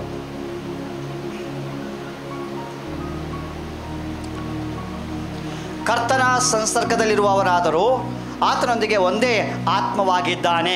అటువలే ప్రభువుతో కలుసుకునేవాడు ప్రభువుతో ఆయనతో ఏకాత్మై ఉన్నాడంట. కర్తన సంగడ ಒಂದೇ ఆత్మವಾಗಿದ್ದಾನೆ. తండ్రి కుమారుడు ఒకే ఆత్మై ఉన్నాడు, ತಂದೆ ಮಗ ಒಂದೇ ಆತ್ಮ. అలాగే ప్రభువు మనం కూడా ఏకాత్మై ఉన్నాము. ಕರ್ತನು ನಾವು ఏకాత్మವಾಗಿದ್ದೇವೆ. మనం అందరం ఒకటే స్థానంలో ఉన్నట్టు కదా, ನಾವೆಲ್ಲ ಒಂದೇ ಸ್ಥಾನದಲ್ಲಿ ಇರುವ ಹಾಗೆ ఈ ఆత్మ ఎక్కడి నుంచి వచ్చింది? ಈ ಆತ್ಮ ಎಲ್ಲಿಂದ ಬಂತು? తండ్రి దగ్గర నుంచి వచ్చినది, ತಂದೆಯಿಂದ ಬಂತು. మళ్ళీ తండ్రితోనే మనము ಇದು ತಂದೆಯ ಸಂಗಡ ఏకమై ఉన్నామంట. ನಾವು ಒಂದಾಗಿದ್ದೇವೆ. ఈ ఏకాత్మ కలిగిన మనము, ಈ ಒಂದೇ ಆತ್ಮದಂತ ನಾವು మనం ఎలా ఉండాలి? ನಾವು ಹೇಗಿರಬೇಕು? కాన్షియస్ కలిగి ఉండాలి, ಜ್ಞಾನವುಳ್ಳವರಾಗಿರಬೇಕು. ఈ లోకంలో నా తండ్రి సృష్టించిన తండ్రి యొక్క ఆత్మలో నేను ಈ ಲೋಕದಲ್ಲಿ ತಂದೆ ಸೃಷ್ಟಿಮಂತ ಆತ್ಮದಲ್ಲಿ ನಾನು ಇದ್ದೇನೆ. ఈ సృష్టి కొరకు నేను ఎందుకు పాగలాడాలి? ಈ సృష్టిಗಾಗಿ ನಾನ್ಯಾಕೆ ತವಕ ಮಾಡಬೇಕು? కింద ఉండేది, ಈ సృష్టి ನನ್ನ ಕೆಳಗಡೆ ಇದೆ. నా పాదముల కింద ఉన్నది, ನನ್ನ ಪಾದ ಕೆಳಗಡೆ ಇದೆ. నా కాళ్ళతో త్రొక్కి వేస్తాను, ನನ್ನ ಕಾಲುಗಳನ್ನು ತುಳಿದು ಹಾಕ್ತೇನೆ. ఇంకో విషయం తెలుసా? ಇನ್ನೊಂದು ವಿಷಯ ಗೊತ್ತಾ? యేసు ప్రభు ಯೇಸು ಸ್ವಾಮಿ మనల కొరకు ನಮಗಾಗಿ నీ ద్వారా ನಿನ್ನ ಮೂಲಕ అపవాదిని నీ కాళ్ళతో త్రొక్కి ಕಾಲುಗಳನ್ನು ತುಳಿದು ಹಾಕಲಿಕ್ಕೆ ఆయన ప్రత్యక్షపరచబడ్డాడంట. ಪ್ರತ್ಯಕ್ಷನಾಗಿದ್ದಾನೆ. అంటే నీకు పాదముల కింద ఏముంది? ನಿಮ್ಮ ಕಾಲುಗಳೇ ಏನಿದೆ? ఈ లోకమంతా జీవపు డమ్మం అంటున్నారు కదా. ಲೋಕವಲ್ಲೂ ಕೂಡ ಅದು ಜೀವದ తండ్రి ఏమన్నాడు? ఇది ఏది కూడా నాది కాదు ತಂದೆ అంటున్నాడు. ಹೇಳ್ತದೆ ಯಾವುದು ನನ್ನದಲ್ಲ. అంటే ఇదంతా కూడా అపవాదిది కదా. ಅಪವಾದದು. ఈ అపవాదిని నీ పాదముల కిందతో కాళ్ళతో త్రొక్కించేవాడు. ಸೈತಾನನು ನಿನ್ನ ಕಾಲುಗಳಿಗೆ ತುಳಿದು ಹಾಕಲಿಕ್ಕೆ నిన్ను ಆತನು ನಿನ್ನನ್ನ ఆయన జీవింపజేస్తున్నాడు. ಆತನು ಜೀವಿಸುವ ಹಾಗೆ ಮಾಡಿದ್ದಾನೆ. ఫిలిప్పీయులు ಫಿಲಿಪ್ಪಿ ಬರೆದ ಪುಸ್ತಕ 2:5. 2ನೇ ಅಧ್ಯಾಯ 5ನೇ ವಾಕ್ಯ. క్రీస్తు యేసునకు కలిగిన ఈ మనసు మీరును కలిగి ఉండుడి. క్రీస్తు యేసు మనసు ఎలా ఉంది? ಕ್ರಿಸ್ತ ಯೇಸುವಿನಂತ ಮನಸ್ಸು ಹೇಗಿದೆ? ఆయన మనసులో ఏమున్నది? ಆತನ ಮನಸ್ಸಲ್ಲಿ ಏನಿದೆ? ఆయన మనసులో ప్రేమ ఉన్నది. ಆತನ ಮನಸ್ಸಲ್ಲಿ ಪ್ರೀತಿ, ఆయన మనసులో జాలి ఉన్నది. దయೆ, ఆయన మనసులో అధికారం ఉన్నది. అధికార, ఆయన మనసులో యూనిటీ ఉన్నది. ಆತನ ಮನಸ್ಸಲ್ಲಿ ಐಕ್ಯತೆ, ఐక్యత కలిగి సమానత్వముగా ఉండండి. ಐಕ್ಯತೆ ಉಳ್ಳವರಾಗಿ ಏಕವುಳ್ಳವರಾಗಿದ್ದೀರಿ. ఈ లోకంలో ఏది లేదండి. ఇప్పుడు ಈ ಲೋಕದಲ್ಲಿ ಏನಿಲ್ಲ. ఈ లోకంలో సమానత్వం లేదు. ಈ ಲೋಕದಲ್ಲಿ ಐಕ್ಯತೆ ಇಲ್ಲ. డబ్బు ఉన్నవాడు డబ్బు లేనివాడు, ಹಣ ಇದ್ದವರು ಹಣ ಇಲ್ಲದವರು, పెద్ద కులస్తుడు చిన్న కులస్తుడు, ದೊಡ್ಡ ಕುಲ ಚಿಕ್ಕ ಕುಲ, సంపన్న దేశము పేద దేశము, ಸಮೃದ್ಧ ದೇಶ ಬಡ ದೇಶ, తెల్లవాళ్ళు నల్లవాళ్ళు, ಬಿಳಿಯವರು ಕರಿಯವರು, ఒట్టుకున్నవాడు నల్లగా ఉన్నవాడు, ಗಿಡ್ಡಗಿರೋರು ಎತ್ತರ ಇರೋರು, ఇది ఎవరి ఆలోచనలు ఉన్నాయి? ಇದು ಯಾರ ಆಲೋಚನೆ ಇದೆ? శరీర ఆలోచన. ಶರೀರ ಆಲೋಚನೆ. ఒకవేళ క్రీస్తు మనసు కలిగి ఉంటే, ಒಂದು ವೇಳೆ ಕ್ರಿಸ್ತನ ಮನಸ್ಸಿದ್ದರೆ, క్రీస్తు ఏం చెప్తున్నాడు? ಕ್ರಿಸ್ತನು ಏನ್ ಹೇಳ್ತಿದ್ದಾನೆ? మనమందరము ನಾವೆಲ್ಲರೂ ಕೂಡ ఆయనలో ఉన్నామంట, ಆತನಲ್ಲಿ ಇದ್ದೇವೆ, సమానత్వం కలిగి ఉన్నామంట, ಏಕವುಳ್ಳವರಾಗಿದ್ದೇವೆ, ఒకటే ఉన్నామంట, ಒಂದೇ ಇದ್ದೇವೆ. ఇది ఈ మనస్సు కలిగి జీవించాలంటే ఈ లక్షణాలు మనలో ಈ ఉండాలి. ಮನಸ್ಸಲ್ಲಿ ಇರಬೇಕಾದ್ರೆ ಈ ಲಕ್ಷಣ ಇರಬೇಕು. క్రీస్తు దగ్గర విడుదల ఉన్నది, ಕ್ರಿಸ್ತನ ಬಳಿ ಬಿಡುಗಡೆ ಇದೆ, క్రీస్తు దగ్గర రక్షణ ఉన్నది, ಕ್ರಿಸ್ತನಲ್ಲಿ ರಕ್ಷಣೆ ಇದೆ, క్రీస్తు దగ్గర హృదయములో ఉన్న ప్రేమను బట్టి ಕ್ರಿಸ್ತನ ಹೃದಯದಲ್ಲಿ ಪ್ರೀತಿ, ఆ ప్రేమ నీలో కూడా కనపడాలి. ಆ ಪ್ರೀತಿ ನಿನ್ನಲ್ಲಿ ಕಾಣಬೇಕು. మన ప్రేమ అంతా కూడా ನಮ್ಮ ಪ್ರೀತಿ ಎಲ್ಲ డబ్బు చుట్టూనే ఉంటుంది, ಹಣದ ಸುತ್ತಲೂ ಇರುತ್ತದೆ. కానీ క్రీస్తు ప్రేమ ಕ್ರಿಸ್ತನ ಪ್ರೀತಿ డబ్బుతో కూడా కొనలేనిది. ಹಣದಿಂದ ಸಂಪಾದನೆ ಮಾಡ್ಲಿಕ್ಕೆ ಸಾಧ್ಯ ಇಲ್ಲ. ఎవర్ లాస్టింగ్ ఫాదర్, ಆತನು ಯಾವಾಗಲೂ ನಿತ್ಯ ತಂದೆ, అన్కండిషనల్ గా, ಆತನು ಯಾವತ್ತು ನಿತ್ಯ ರಾಜ್ಯವಾಗಿ, అంటే ఆయన దగ్గర కండిషనల్ లేదంట. ಆತನಲ್ಲಿ ನಿಬಂಧನೆ ಇಲ್ಲ. ఈ రోజున ಇವತ್ತು ఆయన బిడ్డలమైన మనం, ಆತನ ಮಕ್ಕಳಂತ ನಾವು, మన దగ్గర కండిషనల్ కలిగిన జీవితము, అలాంటి ఒక ప్రేమ మనలో కనబడుతుంది. ನಿಬಂಧನೆ ಇಲ್ಲದಂತ ಪ್ರೀತಿ ಇಲ್ಲೇ. అంటే ఎవరి దగ్గర అయితే కండిషన్ అనేది లేదు, ಯಾರ ಬಳಿ ನಿಬಂಧನೆ ಇಲ್ಲವೋ, అలాంటి కండిషన్ లేని వాడిగా, ಆ ನಿಬಂಧನೆ ಇಲ್ಲದಂತವರ ఆయన మనసు ఎరిగి, ಆತನ ಮನಸ್ಸುಳ್ಳವರಾಗಿ ఆయనలాగా నీవు ಆತನ ಹಾಗೆ జీవించాలి. ಜೀವಿಸಬೇಕು. కానీ ఎక్కడ జీవిస్తున్నావు అలాగా? ಎಲ್ಲಿ ಜೀವಿಸ್ತಾ ಇದೀವಿ ನಾವು? తర్వాత చదవమ్మా. ఆయన దేవుని స్వరూపము కలిగిన ఆయన దేవుని యొక్క స్వరూపం కలిగి ఉన్నాడంట. దేవునితో సమానముగా, ఎవరితో సమానంగా అంటే తండ్రితో సమానంగా ఉన్నాడంట. ఉండుట విడిచిపెట్టకూడని భాగ్యమని ఎంచుకొనలేదు గాని మనుషుల పోలికను పుట్టి దాసుని స్వరూపము ధరించుకుని తను తానే రిక్తునిగా చేసుకొనెను. ఎలా అన్నాడు? తగ్గించుకున్నాడంట. ಏನ್ ಮಾಡಿದ್ರು ದೇವರು? ದಾಸನಾಗಿ ಆತನು ಬಂದನು, ದಾಸನ ತಗ್ಗಿಸಿಕೊಂಡನು. తగ్గించుకున్నాడు కాబట్టి పేతురు కాళ్ళు కడిగాడు. ತಗ್ಗಿಸಿಕೊಂಡರಿಂದ ಪೇತ್ರನ ಕಾಲು ತೊಳೆದರು. ప్రభు ఏమంటాడు? ದೇವರು ಏನ್ ಹೇಳ್ತಿದ್ದಾನೆ? పేతురు ఏమడుగుతాడు? ಪೇತ್ರ ಏನ್ ಹೇಳ್ತಾನೆ? నువ్వు నా కాళ్ళు కడగటం ఏంటి? ಅಯ್ಯೋ ಸ್ವಾಮಿ, ನನ್ನ ಕಾಲು ತೊಳೆಯೋದು ಏನು?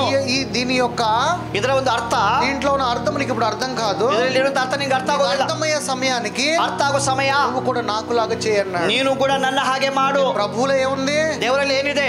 తగ్గింపు ఉన్నది. ತಗ್ಗಿಸಿಕೊಳ್ಳಿಕ್ಕೆ. ఇప్పుడు మనలో ఏం లేదు? ನಮ್ಮಲ್ಲಿ ಏನಿಲ್ಲ. తగ్గింపు లేదు, ತಗ್ಗಿಪ್ಪೆ ಇಲ್ಲ. మనలో ఏమున్నది? ನಮ್ಮಲ್ಲಿ ಏನಿಲ್ಲ. అహంభావం ఉన్నది. ನಮ್ಮಲ್ಲಿ ಅಹಂಕಾರ ಇದೆ. అహంకారము మన స్వభావం కాదు. ಅಹಂಕಾರ ನಮ್ಮ ಸ್ವಭಾವ ಅಲ್ಲ. తండ్రి స్వభావం కాదు. ತಂದೆಯ ಸ್ವಭಾವ ಅಲ್ಲ. యేసుక్రీస్తు స్వభావం కాదు. ಯೇಸು ಕ್ರಿಸ್ತನ ಸಭೆ ಅಲ್ಲ. యేసు ప్రభువులో ಯೇಸು ಸ್ವಾಮಿಯಲ್ಲಿ రెండు ఫేసెస్ ఉన్నాయి. ಎರಡು ಒಂದು ಮುಖಗಳಿದ್ದಾವೆ. ఏ ముఖాలు? ఒక కాయిన్ ఉంటే ಒಂದು ಕಾಯಿನ್ ఇದ್ರೆ బొమ్మ బొలుసు ఉంటుంది కదా, ಅದರಲ್ಲಿ ಎರಡು ಮುಖ ಇರುತ್ತೆ. యేసు ప్రభువులో కూడా రెండు స్వభావాలు కనబడతాయి. ಯೇಸುವಿನಲ್ಲಿ ಒಂದು ಎರಡು ಸ್ವಭಾವ ಇದೆ. ఒక స్వభావం ಒಂದು ಸ್ವಭಾವ ప్రేమే కనబడుతుంది, ಪ್ರೀತಿ ಕಾಣುತ್ತೆ. ఇంకో స్వభావం ಇನ್ನೊಂದು ಸ್ವಭಾವ క్షమాపణ ఉంటుంది. ಕ್ಷಮಾಪಣೆ ಕಾಣುತ್ತದೆ. ఈ రెండు స్వభావాలతోనే ಎರಡು ಸ್ವಭಾವಗಳಿಂದ యేసు ప్రభువును సువార్తను ಯೇಸು ప్రకటించుకుంటూ ಸ್ವಾಮಿ వచ్చాడు. ಸುವಾರ್ತೆ ಪ್ರಕಟಣೆ ಮಾಡಿದ. సో అలాంటి స్వభావం ಅಂತ ಸ್ವಭಾವ ಉಳ್ಳವರಾಗಿ మనలో ఉండాలి. ನಮ್ಮಲ್ಲಿರಬೇಕು. ఇది ఒక కీ ఆయన చెప్తున్నాడు.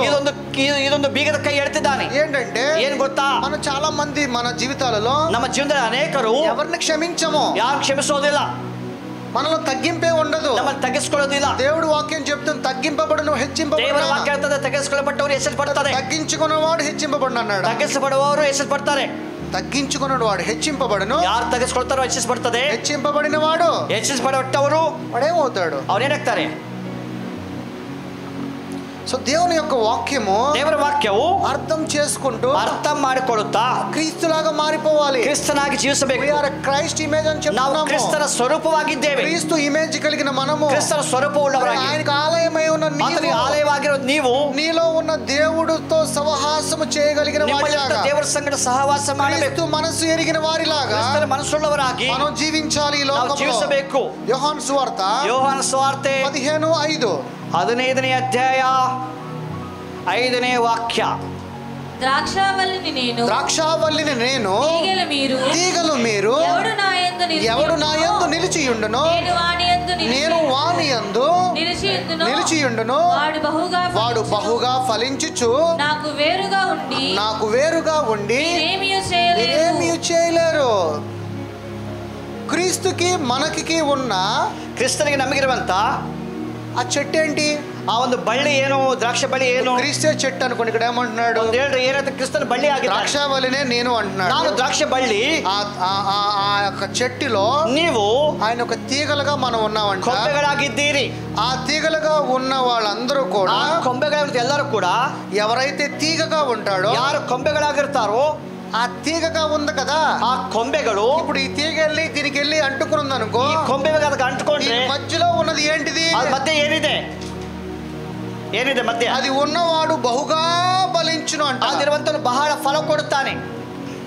యేసు ప్రభు యందు ಆ విధంగా నిలిచి ఉన్నవాడు ಯೇಸುವಿನಲ್ಲಿ ನೆಲೆಗೊಂಡಿರುವಾಗ బహుగా ಬಹಳವಾಗಿ దీవిస్తాడు అంటున్నాడు. ಆಶೀರ್ವಾದ ಮಾಡುತ್ತಾನೆ. ఎలాగా? ಹೇಗೆ? ఈ తీగ మధ్యలో ఏమున్నది? ఈ ಬಳ್ಳಿ ಮಧ್ಯದಲ್ಲಿ ಏನಿದೆ? తీగ మధ్యలో వాక్యం ఉన్నది. ಬಳ್ಳಿ ಮಧ್ಯದಲ್ಲಿ ವಾಕ್ಯ ಇದೆ. తీగ మధ్యలో పరిశుద్ధాత్ముడు ఉన్నాడు. ಬಳ್ಳಿಯ ಮಧ್ಯದಲ್ಲಿ ఈ తీగ మధ్యలో దేవుని యొక్క కాదు, నీ విశ్వాసం ఉన్నది. ఈ బಳ್ಳಿಯಲ್ಲಿ ನಿನ್ನ ವಿಶ್ವಾಸ ಇದೆ. తండ్రి, కుమార, పరిశుద్ధాత్ముడు, ತಂದೆ, మగ, పరిశుద్ధాత్మ. ఈ విధంగా ఈ తీగలో నుంచి తండ్రితో యేసుతో కలిసి ఉండి ఈ ప్రకారವಾಗಿ ಬಳ್ಳಿಯಾಗಿ ತಂದೆಯಾಗಿ ಯೇಸುವಿನಲ್ಲಿ ಇರುವಾಗ ఏమన్నాడంటే నువ్వు బహుగా ఫలిస్తావు, ನೀವು ಬಹಳವಾಗಿ ಫಲ ಕೊಡ್ತೀರಿ. ఎలాగ ద్రాక్షావల్లి చెట్టులో ಹೇಗೆ ದ್ರಾಕ್ಷ ಬಳ್ಳಿಯು ఆ తీగల మధ్యలోంచి సరైన ఆహారం వెళ్ళినప్పుడు ಆ ಕೊಂಬೆಯ ಮಧ್ಯದಲ್ಲಿ ಸರಿಯಾದಂತ ಆಹಾರ, ఎలాగా ద్రాక్ష పళ్ళు గుత్తులుగా ಆ ದ್ರಾಕ್ಷ ಬಳ್ಳಿಗಳು ಗುಂಚಲಾಗಿ పుడతాయి కదా, ಹುಟ್ಟುತ್ತಲ್ಲ, అలాగే ಅದೇ ತರ ನೀವು ಕೂಡ ఈ ద్రాక్షావల్లి తీగ ದ್ರಾಕ್ಷ ಬಳ್ಳಿಯ దేవుని వాక్యముతో, ದೇವರ ವಾಕ್ಯದಿಂದ, పరిశుద్ధాత్మనితో, విశ్వాసముతో, ನಂಬಿಕೆಯಿಂದ ನೀನು ఈ జీవితంలో, ಜೀವನದಲ್ಲಿ ఈ ప్రతి అవసరత, ಎಲ್ಲಾ ಕೊರತೆಗಳು బహుగా ಹೆಚ್ಚಾಗಿ ಬಹಳ ఫలిస్తాడు. ಅದು ಫಲ ಕೊಡುತ್ತದೆ. దేవునితో ఇలా జీవించాలి. ದೇವರ ಸಂಗಡ ಈ ತರ ಜೀವಿಸಬೇಕು. ఒకవేళ నీవు దేవుని నుంచి దూరంగా ఉంటే, ದೇವರಿಂದ ದೂರ ಇದ್ದರೆ ఏమి పొందుకోలేవు, ನೀವೇನು ಹೊಂದಿಕೊಳ್ಳಕ್ಕೆ ಸಾಧ್ಯ ಇಲ್ಲ, ఏమి చేయలేరు అంటున్నాడు. ಏನು ಮಾಡ್ಲಿಕ್ಕೆ ಸಾಧ್ಯ ಇಲ್ಲ. నీవు దేవునిలో ఉంటేనే గాని, ನೀವು ದೇವರಲ್ಲಿ ಇದ್ದರೆ ಸಮಸ್ತವು ఆయన ద్వారా, ಆತನದಿಂದ, తండ్రి నుంచి పొందుకున్న మహిమ ತಂದೆಯಿಂದ ద్వారా ಉಳ್ಳಂತ ಮಗನ ಮೂಲಕವಾಗಿ మన జీవితంలో ఉన్న ప్రతి ನಮ್ಮ ಜೀವನದಲ್ಲಿ ಪ್ರತಿಯೊಂದು ಕೊರತೆಗಳನ್ನ యేసు స్వామి ಯೇಸು ಸ್ವಾಮಿ ತೀರಿಸುತ್ತಾನೆ. మత్తయి సువార్త ಮತ್ತಾಯನ ಸುವಾರ್ತೆ 16:24 16ನೇ ಅಧ್ಯಾಯ 24ನೇ ವಾಕ್ಯ. 16:24 అప్పుడు యేసు తన శిష్యులను చూచి ఎవడైనను నన్ను వెంబడింపగోరిన ఎడల తన్ను తానే ఉపేక్షించుకుని తన సిలువనెత్తుకొని నన్ను వెంబడింపవలెను. ఎలాంటి సిలువ ఎత్తుకోవాలి? ఎంత ಶಿಲುಬೆ ಹೊರಬೇಕು? చెక్క సిలువను ఎత్తుకుని నడవాలా? ಆತನು ಕಟ್ಟಿಗೆ ಶಿಲುಬೆ ಎತ್ಕೋಬೇಕಾ, ಹೊರಬೇಕಾ? అలాంటి సిలువ, ఎంత ಶಿಲುಬೆ? సిలువను యేసు ప్రభు మోసాడు కదా, ಶಿಲುಬೆని యేసు అలాగే నువ్వు కూడా సిలువను మోస్తావా? ಅದೇ ತರ ನೀವು ಶಿಲುಬೆ ಹೊರಬೇಕಾ? విశ్వాసముతో, ನಂಬಿಕೆಯಿಂದ ನಂಬಿಕೆಯಿಂದ వెంబడించటమే. ಆತನ ಹಿಂಬಾಲಿಸುವುದು. అది నువ్వు సిలువ మోసుకుని వెళ్ళటము, ಅದು ಶಿಲುಬೆನ ಹೊತ್ತುಕೊಂಡು ಹೋಗೋದು. కానీ చెక్క సిలువ మోసుకుని వెళ్ళటం కాదు. ನೀವು ಕಟ್ಟಿಗೆ ಶಿಲುಬೆ ಅಲ್ಲ. అంటే యేసు ప్రభుతో, ಯೇಸು ಸ್ವಾಮಿಯಲ್ಲಿ ఆయన వెంబడించాలంటే ಆತನ ಹೋಗಬೇಕಂದರೆ నమ్మకముగా, ನಂಬಿಕೆಯಿಂದ, ವಿಶ್ವಾಸದಿಂದ ఆయనని వెంబడించాలి, ಆತನ ಹಿಂಬಾಲಿಸಬೇಕು. అంటే విశ్వాసం ఎలా ఉండాలి? ನಂಬಿಕೆ ಹೇಗಿರಬೇಕು? ఎలాంటి ఆపద వచ్చినా, ఎంత అపాಯ ಬಂದರೂ, ఎలాంటి కష్టకాలం ఎంత వచ్చినా, ಕಷ್ಟ ಬಂದರೂ నీవు ఆయనని విడవకూడదు. ನೀವು ಅದನ್ನು ಬಿಡಬಾರದು. ఇది నీవు అర్థం కాకపోతే, ನಿಮಗೆ ಅರ್ಥ ಆಗಿಲ್ಲ ಅಂದ್ರೆ దేవుడు ఏం చెప్తున్నాడు? ದೇವರು ಏನ್ ಹೇಳ್ತಿದ್ದಾನೆ? నేను అధికారం ఇచ్చాను, ನಾನು ಅಧಿಕಾರ ಕೊಟ್ಟಿದ್ದೇನೆ. ఈ ప్రతి అవసరతను ಪ್ರತಿ ಅಗತ್ಯಗಳು చెంత నుంచి వచ్చే మహిమ ద్వారా ತಂದೆಯಿಂದ ಬರುವಂತ ಮಹಿಮೆಯಿಂದ నేను ఇచ్చిన అధికారముతో ನಾನು ಕೊಟ್ಟ ಅಧಿಕಾರದಿಂದ నువ్వు ప్రతి దానిని విడుదల చేయాలి. ಎಲ್ಲವನ್ನು ಬಿಡುಗಡೆ ಮಾಡು. ఇది నీకు అర్థం కాకపోతే, ಇದು ನಿನಗೆ ಅರ್ಥ ಆಗಿಲ್ಲ ಅಂದ್ರೆ, ఆయనని విశ్వాసం అనే నమ్మకము ನೀವು ద్వారా ಆತನನ್ನು ನಂಬಿಕೆ ಇಲ್ಲದೆ ఆయనని వెంబడించాలి. ಆತನ ಒಮ್ಮೆ ಹಿಂಬಾಲಿಸಬೇಕು. ఒకవేళ నీకు వాక్యం అర్థమైతే, ಒಂದು ವೇಳೆ ವಾಕ್ಯ ಅರ್ಥ ಆದರೆ, అధికారం ఇచ్చాడు కాబట్టి ಅಧಿಕಾರ ಕೊಟ್ಟಿದ್ದಾನೆ యేసుక్రీస్తు వలె ಯೇಸು ಕ್ರಿಸ್ತನ ಹಾಗೆ ప్రతి దానిని భూలోకమందు ಎಲ್ಲವನ್ನು ಕೂಡ ಭೂಲೋಕದಲ್ಲಿ బంధింపవచ్చు. ಬಂಧಿಸಬೇಕು. ఇక్కడ దేన్నైతే విడుదల ಇಲ್ಲಿ చేస్తావో ಏನು ಬಿಡುಗಡೆ ಮಾಡ್ತೀಯೋ అది పరలోకమందు కూడా అది పరలోకದಲ್ಲಿ బిచ్చల్పడుతుంది. పరలోకమందు అంటే ఎక్కడ? ಪರಲೋಕದಲ್ಲಿ ನಿನ್ನಲ್ಲಿ నీలో ఉన్న పరిశుద్ధాత్మ ಪರಿಶುದ್ಧಾತ್ಮದಿಂದ ಮೂಲಕ విడుదల దయచేస్తాడు. ಬಿಡುಗಡೆ ಉಂಟಾಗುತ್ತದೆ. గలతీలు 2:20 ಗಲಾತ್ಯ ಬರೆದ ಪುಸ್ತಕ ಗಲಾತಿಯ 2:20. నేను క్రీస్తుతో కూడా ಕ್ರಿಸ್ತನೊಂದಿಗೆ ಶಿಲುಬೆಗೆ సిలువ వేయబడి ఉన్నాను. ಆಗಿದ್ದೇನೆ.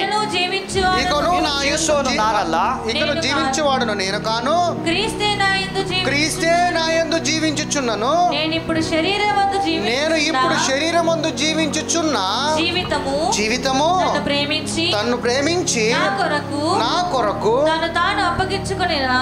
కొరకు తన్ను అప్పగించుకొనిన దేవుని కుమారి యందులి విశ్వాసము వలనే జీవించుచున్నాము.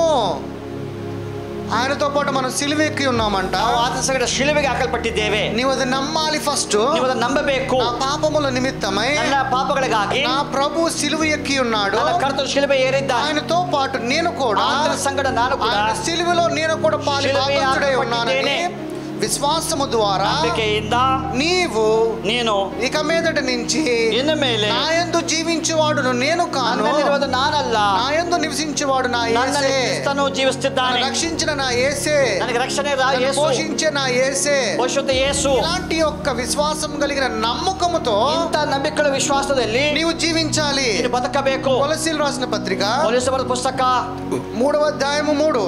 ಕೊಲೊಸ್ಸೆಯವರ ಪುಸ್ತಕ 3ನೇ ಅಧ್ಯಾಯ 3ನೇ ವಾಕ್ಯ. ನೀವು ಸತ್ತಿರಲಿಲ್ಲ, ನಿಮ್ಮ ಜೀವವು ಕ್ರಿಸ್ತುతో కూడా ದೇವರಲ್ಲಿ ಮರೆಯಾಗಿದೆ. అదేంటి మీరు బతికుండగానే యేసు ప్రభువుని ఇక్కడ చచ్చిపోయాడని చెప్తున్నారు. ಬದುಕಿರುವಾಗ ಯೇಸು ಮಾಡಿದ್ರೆ ನೀವು ಸತ್ತಿದ್ದೀರಿ ಎಂದು. ఈ శరీరము, ನಿಮ್ಮ ಶರೀರ మృతి చెంది ಅದು ಸತ್ತಿದೆ.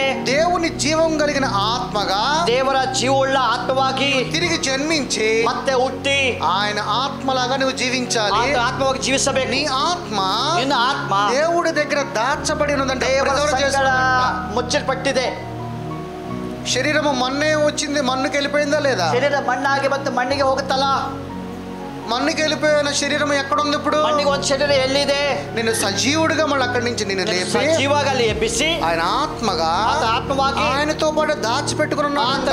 మరెయాಗಿದೆ. మనం సజీవుల లెక్కలకు ఆయన ఆత్మగా జీవిస్తున్నాము. సజీవరాగి ఆత్మವಾಗಿ ఆయన లెక్కలలో నీ శరీరం మృతి చెందినది. ಆತನ ಲೆಕ್ಕದಲ್ಲಿ ಶರೀರ ಸತ್ತೋಗಿದೆ. మేబీ ఈ లోకంలో నీ శరీరం బ్రతికి ఉండొచ్చు, ఈ లోಕದಲ್ಲಿ నీ శరీರ బతికిರಬಹುದು. ఎవరికి? అన్యులకి. ಯಾರಿಗೆ? ಅನ್ಯರಿಗೆ. దేవుడికి, దేవರಿಗೆ నీవు మృతి పొంది ఉన్నావు అన్నాడు. మరి మృతి పొంది ఉన్న శరీరముతో ಸತ್ತಿರುವಂತ ಶರೀರದಲ್ಲಿ మనము దేవుడా దేవుడా దేవుడని ప్రార్థిస్తాం. ನಾವು ದೇವರೇ ದೇವರೇ ಎಂದು ಪ್ರಾರ್ಥನೆ ಮಾಡಿದರೆ దేవుడు వింటాడా? దేవుడు ಕೇಳುತ್ತಾನಾ? ಕೇಳುತ್ತಾನಾ? మరి ఎలాగా? ಹೇಗೆ? దేవుడు వినడయ్యా? దేవుడు ಕೇಳೋದಿಲ್ಲ. మరి నేను బతుకుతున్న నా శరీరంలోనే కదా. ಜೀವಿಸುವ ಶರೀರ ಅದ. అందుకనే కాన్షియస్, ಅದಕ್ಕೆ ಜ್ಞಾನ. ಅದು ಜ್ಞಾನ. ఎందుకనంటే ಯಾಕೆಂದರೆ నేను జీవిస్తున్న నా శరీరం అందే, ನೀನು ಜೀವಿಸುವ ನಾನಲ್ಲ, ನನ್ನಲ್ಲಿ. కానీ ಆದರೆ నా శరీరము, ನನ್ನ ಶರೀರ మృతి చెంది ಸತ್ತಿದೆ. దేవుని ఆత్మగా, ದೇವರ ಆತ್ಮವಾಗಿ జీవిస్తూ ನಾನು ಬದುಕುತ್ತಾ నేను ప్రభువుతో ನನ್ನ ಕರ್ತನಲ್ಲಿ ఏకాత్మై ఉన్నాను. ఏకాత్మವಾಗಿದ್ದೇನೆ. నేను ప్రభువుతో ఒకటై ఉన్నాను. ದೇವರ ಸಂಗಡ ಒಂದಾಗಿದ್ದೇನೆ. నీవు ఈ విధంగా ఆలోచన చేసి, ನೀವು ಈ ತರ ಆಲೋಚನೆ ಮಾಡಿ క్రీస్తు మనస్సు ఎరిగిన వారమై, ಕ್ರಿಸ್ತನ ಮನಸ್ಸುಳ್ಳವರಾಗಿ, క్రీస్తులాగే మనస్సు కలిగి ಕ್ರಿಸ್ತನ ಮನಸ್ಸುಳ್ಳವರಾಗಿ జీవించిన రోజున ಜೀವಿಸುವಾಗ నీ పాదముల చెంత ನಿನ್ನ ಕಾಲ್ ಕೆಳಗಡೆ సమస్తము దేవుడు ದೇವರು ಇಟ್ಟು ఉంచబడింది. దీనికి అధికారం కలిగి అధికారముള്ളవరాಗಿ జీవించమని అడుగుతున్నాడు. యాక్చువల్లీ దేవుని యొక్క రాజ్యంలో, ದೇವರ ರಾಜ್ಯದಲ್ಲಿ ఎలా ఉంటుంది? ಹೇಗಿರುತ್ತದೆ? దేవుని రాజ్యంలో దేవుని యొక్క ఫ్రూట్స్ ఉన్నాయి. కొన్ని ದೇವರ ರಾಜ್ಯದಲ್ಲಿ ದೇವರ ಫಲ ಇದೆ. ಏನಿದೆ? జాలి ఉన్నది, ದಯೆ, ప్రేమ ఉన్నది, ಪ್ರೀತಿ, కృప ఉన్నది, ಕೃಪೆ, విశ్వాసం ఉన్నది, ನಂಬಿಕೆ, అథారిటీ ఉన్నది, అధికార, పవర్ ఉన్నది, శక్తి, యూనిటీ ఉన్నది. ಐಕ್ಯತೆ, దేవుని యొక్క రాజ్యములో ದೇವರ ರಾಜ್ಯದಲ್ಲಿ ఇవన్నీ ఇమిడి ఉన్నాయి. ಇವೆಲ್ಲವೂ ಇದೆ. ఇవన్నీ కలిగి ఉన్నదే ಇವೆಲ್ಲವೂ ಸೇರಿದ್ರಿಂದ క్రీస్తు జ్ఞానము, ಕ್ರಿಸ್ತರ ಜ್ಞಾನ ఇవన్నీ ఎవరిలో ఉన్నాయంట? ಇದೆಲ್ಲ ಯಾರಲ್ಲಿ ಇದೆ? క్రీస్తులో ఉన్నాయంట. ಕ್ರಿಸ್ತನಲ್ಲಿ ಇದೆ. హెబ్రీయులకు రాసిన పత్రిక ಎಬ್ರಿಯರು ಬರೆದ ಪುಸ್ತಕ 11:1 11ನೇ ಅಧ್ಯಾಯ 1ನೇ ವಾಕ್ಯ. ನಂಬಿಕೆಯು ನಾವು ನಿರೀಕ್ಷೆಗಳ ವಿಷಯವಾಗಿ ಭರವಸೆಯಿಂದಿರುವುದು, ಕಣ್ಣಿಗೆ ಕಾಣುವಗಳನ್ನು ನಿಜವೆಂದು ತಿಳುಕೋದು ಆಗಿದೆ. విశ్వాసం అనునది ನಂಬಿಕೆಯಿಂದ నిరీక్షింపబడు వాటి యొక్క నిజ స్వరూపమును అదృశ్యమైనవి అదృశ్యమై ఉన్నట్టున ఉన్న వాటికి రుజువునై ఉన్నదంట. ಕಣ್ಣಿಗೆ ಕಾಣುವುದಗಳನ್ನು ನಿಜವೆಂದು, మనం కనులతో చూడన దానికి, ಕಣ್ಣದೇ ನೋಡದೇ ಇರೋದನ್ನ నీవు విశ్వాసముతో ఏదైతే నమ్ముతావో, ನೀವು ನಂಬಿಕೆಯಿಂದ ನಂಬುವಾಗ అది రుజువై ఉన్నదంట. ಅದು ನಿಜವಾಗಿದೆ. అంటే ఇప్పుడు మనం ప్రభువును చూడలా, ದೇವರು ನೋಡಿಲ್ಲ, కానీ నీ కాన్షియస్ ద్వారా, ಆದ್ರೆ ನಿಮ್ಮ ಜ್ಞಾನದಿಂದ, విశ్వాసము ద్వారా, ನಂಬಿಕೆಯಿಂದ నమ్ముతున్నావు కాబట్టి ನಂಬಿದ್ರಿಂದ అది నిజమై ఉన్నది. ಅದು ನಿಜವೆಂದಾಗಿದೆ. ఇలాంటి యొక్క ఫేత్, ಇಂಥ ನಂಬಿಕೆ, ఇలాంటి యొక్క నమ్మకము ಇಂಥ ಒಂದು ವಿಶ್ವಾಸ నీలో, మనలో, సంఘములో ఉండాలి. ನಿನ್ನಲ್ಲಿ, ನನ್ನಲ್ಲಿ, ಸಭೆಯಲ್ಲಿ ಇದ್ದರೆ, కానీ అన్యులేమంటారు? ಅನ್ಯರು ಏನ್ ಹೇಳ್ತಾರೆ? నాకు చూపించు ನಿನ್ನ అంటారు. ತೋರಿಸು, నేను చూస్తేనే కానీ నమ్ముతాను ನೋಡಿದ್ರೆ అంటారు. ನಂಬುತ್ತೇನೆ. మనం చూడకుండా నమ్మి విశ్వాసముతో దేవుని చెంత ఉన్నాము. ನಾವು ನೋಡದೆ ನಂಬಿ ದೇವರ ಬಳಿಯಲ್ಲಿ ಇದ್ದೇವೆ. కానీ అన్యులు ఏం చేస్తారంటే, ಅನ್ಯರು ಏನ್ ಮಾಡ್ತಾರೆ? నాకు చూపిస్తే గానీ నమ్మను ನನಗೆ అంటారు. ತೋರಿಸಿದ್ರೆ ಮಾತ್ರ ನಂಬಲ್ಲ. కానీ చూసి నమ్మేది విశ్వాసం ನೋಡಿ కాదు. ನಂಬೋದು ನಂಬಿಕೆ ಅಲ್ಲ. చూడకుండా నమ్మేదే విశ్వాసం. ನೋಡದೆ ನಂಬುವುದೇ ನಂಬಿಕೆ. ఎందుకనంటే, ಯಾಕೆಂದರೆ నువ్వు నమ్ముతావు, ನೀವು ನಂಬುತ್ತೀಯಾ, తర్వాత విశ్వాసముతో ಆ ನಂಬಿಕೆಯಿಂದ దేవుని వైపు చూస్తావు. ದೇವರ ಕಡೆ ನೋಡ್ತೀಯಾ. రోమీయులకు రాసిన పత్రిక 10:17 ರೋಮಪುರ ಬರೆದ ಪುಸ್ತಕ 10 కాగా వినుట వలన విశ్వాసము కలుగును, వినుట క్రీస్తును కూర్చిన మాటల వలన కలుగును. ఏమంట? వినుట వలన, ಕೇಳುವುದರಿಂದ, వినుట వలన విశ్వాసము కలుగుతుంది. ಕೇಳುವುದರಿಂದ ನಂಬಿಕೆ ಉಂಟಾಗುತ್ತದೆ. అది కూడా క్రీస్తు మాటలను వినుట వలన కలుగుతుందంట. ಕ್ರಿಸ್ತನ ಮಾತು ಕೇಳುವಾಗ, అంటే క్రీస్తు మాటలు వినకపోతే ಕ್ರಿಸ್ತನ ಮಾತು ಕೇಳಿಲ್ಲ ಅಂದ್ರೆ విశ్వాసము కలగదు అంట. ನಂಬಿಕೆ ಬರೋದಿಲ್ಲ. అంటే ఈ విశ్వాసము కలగాలి అని ಈ అంటే, ನಂಬಿಕೆ ಬರಬೇಕಂದ್ರೆ నీలో ನಿನ್ನಲ್ಲಿ చూడకుండా ನೋಡದೆ నువ్వు ఏదైతే ಏನ್ విశ్వసిస్తున్నావో, ನಂಬುತ್ತೀಯೋ, ఏ క్రీస్తు గురించి అయితే నువ్వు ಯಾವ ಕ್ರಿಸ್ತನ వింటున్నావో, ನಂಬುತ್ತೀಯೋ, అప్పుడు నీకు ఏం కలుగుతుందంట? ನಿನಗೇನಾಗುತ್ತೆ? విశ్వాసం కలుగుతుంది. ನಂಬಿಕೆ ಬರುತ್ತೆ. ఎందుకంటే ಯಾಕಂದ್ರೆ ప్రభు సజీవుడు గనక, ದೇವರು ಸಜೀವನು. ఆయన చెప్పే ప్రతి మాటలో జీవం ఉన్నది ಆತನ గనక, ಮಾತಿನಲ್ಲಿ ಜೀವ ಇದೆ. జీవం కలిగిన ప్రతి మాట నీ మనోనేత్రములు ಜೀವವುಳ್ಳ తెరవజేస్తాయి. ಪ್ರತಿ ಮಾತು ಮನೋನೇತ್ರ ತೆರೆಯಲ್ಪಡುತ್ತದೆ. యోహాను సువార్త ಯೋಹಾನ ಸುವಾರ್ತೆ 3:16 3:16 నమ్మకము, అలాగే ప్రేమ, తర్వాత ఫర్గివ్నెస్, ఒక 4 పాయింట్స్ చూసి క్లోజ్ చేసేద్దాం. ನಂಬಿಕೆ, ಪ್ರೀತಿ ಇವೆಲ್ಲ ನೋಡಿ ನಾವು ಮುಗಿಸ್ತೇವೆ. 3:16 3:16 దేవుడు లోకమును ఎంతగానో ప్రేమించెను గాక, ఆయన తన అద్వితీయ కుమారునిగా పుట్టిన వాని యందు విశ్వాసముంచు ప్రతివాడును నశింపక నిత్య జీవము పొందునట్లు ఆయనను అనుగ్రహించెను. దేవుడంట ఈ లోకాన్ని ದೇವರು ಲೋಕ ప్రేమించాడు. ಪ್ರೀತಿ ಮಾಡಿ, ప్రేమించి తన అద్వితీయ కుమారుని ತನ್ನ ಎಷ್ಟೋ ಪ್ರೀತಿ ಇದ್ದ ತನ್ನ ಮಗನನ್ನು, ఆయన మగనెవరు? ಆತನ ಮಗನ ಯಾರು? ఆయన కొడుకు ఎవరు? యేసు ಆತನ ಮಗ క్రీస్తు. ಯಾರು? ಯೇಸು ಕ್ರಿಸ್ತನು. క్రీస్తునందు విశ్వసించిన ಆ ಕ್ರಿಸ್ತನ ನಂಬಿಕೆ ಇಡುವಾಗ నిత్య జీవము పొందునట్టు ಅವರಿಗೆ ನಿತ್ಯ ಜೀವ ಹೊಂದುವ ಹಾಗೆ యేసు క్రీస్తును మనకు ಯೇಸು అనుగ్రహించాడు. ಕ್ರಿಸ್ತನು ಕೊಟ್ಟಿದ್ದಾರೆ. అంటే ఆయన ప్రేమతో ಆತನ ಪ್ರೀತಿಯಿಂದ ఆయన కుమారుని మనకి ప్రథమ ಆತನ ఫలం ಮಗನಾಗಿ ಪ್ರಥಮ ಫಲವಾಗಿ నిన్ను నశింపజేయకుండా ನಿನ್ನನ್ನು ನಾಶ ಮಾಡದ ಹಾಗೆ ನಿನ್ನನ್ನ దేవుని యొక్క నిత్య జీవములోకి ದೇವರ ప్రవేశింపజేస్తున్నాడు. ನಿತ್ಯ ಜೀವಕ್ಕೆ ಪ್ರವೇಶ ಮಾಡಲಿಕ್ಕೆ ಆಗಿದ್ದಾನೆ. ఇలాంటి యొక్క ಇಂಥ ಒಂದು కృప నీకు దేవుడు ఇచ్చి ಕೃಪೆಯನ್ನು ದೇವರು ఉన్నాడు. ಕೊಟ್ಟಿದ್ದಾನೆ. ఈ కృప కలిగిన నీవు ఏం చేస్తున్నావు ಈ అంటే, ಕೃಪೆಯುಳ್ಳ ದೇವರು ನೀನಾಗಿ ಏನಾಗಿದ್ದೀಯಾ? లేని వాడిగా నువ్వు జీవిస్తున్నావు. ಕೃಪೆ ಇಲ್ಲದವನಾಗಿದ್ದೀಯಾ? మొదటి కొరింథీయులు 1ನೇ ಕೊರಿಂಥ 3వ అధ్యాయము 4:8 13:4-8 1ನೇ ಕೊರಿಂಥ 13:4-8 వరకు ప్రేమ దీర్ఘకాలము సహించును, దయ చూపించును, ప్రేమ మత్సరపడదు, ప్రేమ డంబముగా ప్రవర్తించదు,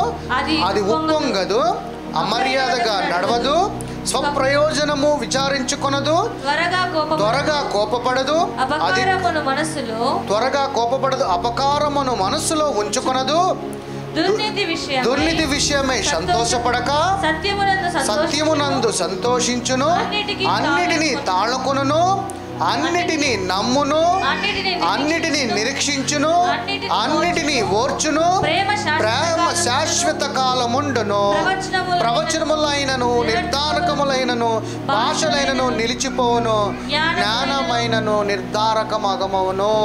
అంటే ఏదైనా కానీ పొందగానే ಏನ್ ಬೇಕಾದ್ರೆ ಹೋಗುತ್ತೆ, క్రీస్తు నుంచి వచ్చే జ్ఞానము, ಕ್ರಿಸ್ತನಲ್ಲಿ ಬರುವಂತ ಜ್ಞಾನ నశించిపోదంట, ಅದು ನಾಶವಾಗೋದಿಲ್ಲ, అది తుడిచివేయదంట. ಅದನ್ನು ಅಳಿಸ್ಲಿಕ್ಕೆ ಸಾಧ್ಯ ಇಲ್ಲ. జ్ఞానమే సమస్తము, ಜ್ಞಾನ ಸಮಸ್ತ, జ్ఞానమే దేవుని రాజ్యము. ಆ ಜ್ಞಾನವು ದೇವರ ರಾಜ್ಯ.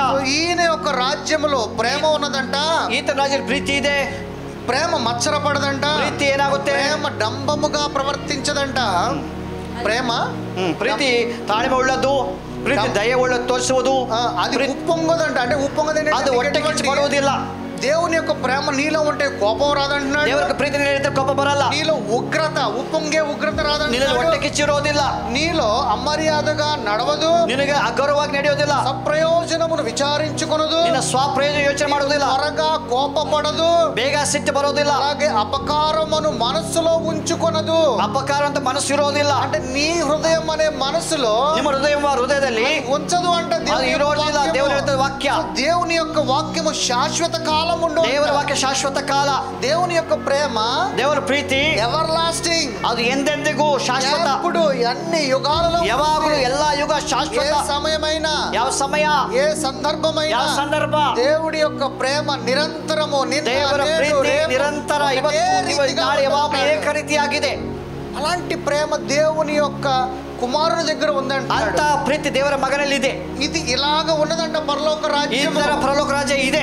ఆ పరలోక రాజ్యము నీలో పెట్టి, ಆ ಪರಲೋಕ ರಾಜ್ಯ ನಿನ್ನಲ್ಲಿಟ್ಟಿದ್ದಾನೆ. ఇలాంటి యొక్క ಇಂಥ ಒಂದು ఇలాంటి ఆలోచన కలిగి, ಇಂಥ ಆಲೋಚನೆ ಉಳ್ಳವರಾಗಿ దేవుని యొక్క ప్రేమ కనుక ఉంటే, ನಿನ್ನಲ್ಲಿ ದೇವರ ಪ್ರೀತಿ ಇದ್ದರೆ నీలో పరలోక రాజ్యం ఉన్నట్టు. ನಿನಗೆ ಪರಲೋಕ ರಾಜ್ಯ ಇದೆ. ఆ పరలోక రాజ్యం కనుక ఉంటే ಆ నీలో ಪರಲೋಕ ರಾಜ್ಯ ಇದ್ದರೆ నీలో కోపం ఉండకూడదు, ಕೋಪ ಇರೋದಿಲ್ಲ, నీలో గర్వం ఉండకూడదు, ಗರ್ವ ಇರೋದಿಲ್ಲ, నీలో తగ్గింపు ఉండాలి, ತಗ್ಗಿ ಸೇರಬೇಕು, నీలో ఉగ్రత ఉండదు, ಸುತ್ತಿ ಇರೋದಿಲ್ಲ, దేని మీద ఉప్పొంగవు, ದೇವರ ಮೇಲೆ ಯಾವ್ದು దేని మీద ఆశ్చర్యపడవు, ಯಾವ್ದು ವಿಷಯ ಆಶಯ ಪಡೆಯೋದಿಲ್ಲ, నీవు దేని మీద అసూయపడవు, ಯಾವ್ದು ಮೇಲೆ ಆಸೆ నీలో ಪಡೋದು, క్రోధం ఉండదు, ಸಿಟ್ಟಿರೋದಿಲ್ಲ, నీలో జాలి ఉంటది, ದಯ ಇರುತ್ತೆ, నీలో క్షమాపణ ఉంటది, ಕ್ಷಮಾಪಣೆ ಇರುತ್ತದೆ. ఇది తండ్రి యొక్క ಇದು ತಂದೆಯ పరలోక రాజ్య లక్షణములు, ಪರಲೋಕ ರಾಜ್ಯದ ಲಕ್ಷಣ, ఆ నియమములు, ಆ ನಿಯಮಗಳು. అలాంటి పరలోక రాజ్యము నీలో పెట్టి ఉన్నాడు. ಪರಲೋಕ ರಾಜ್ಯ ನೀನು ಇಟ್ಟಿದ್ದಾನೆ. మన పరలోక రాజ్యమును మనం స్వతంత్రించుకుంటా, ಪರಲೋಕ ರಾಜ್ಯ ಸ್ವತಂತ್ರ ಮಾಡಿಕೊಳ್ಳದೆ మనము ನಾವು లోకానుసారముగా, ಲೋಕದ ಪ್ರಕಾರ, లోక పద్ధతుల పరంగా ಲೋಕದ పద్ధతిಗಳ ಪ್ರಕಾರ జీవిస్తున్న మీరు మిమ్మల్ని ఎంచుకోండి. మీరే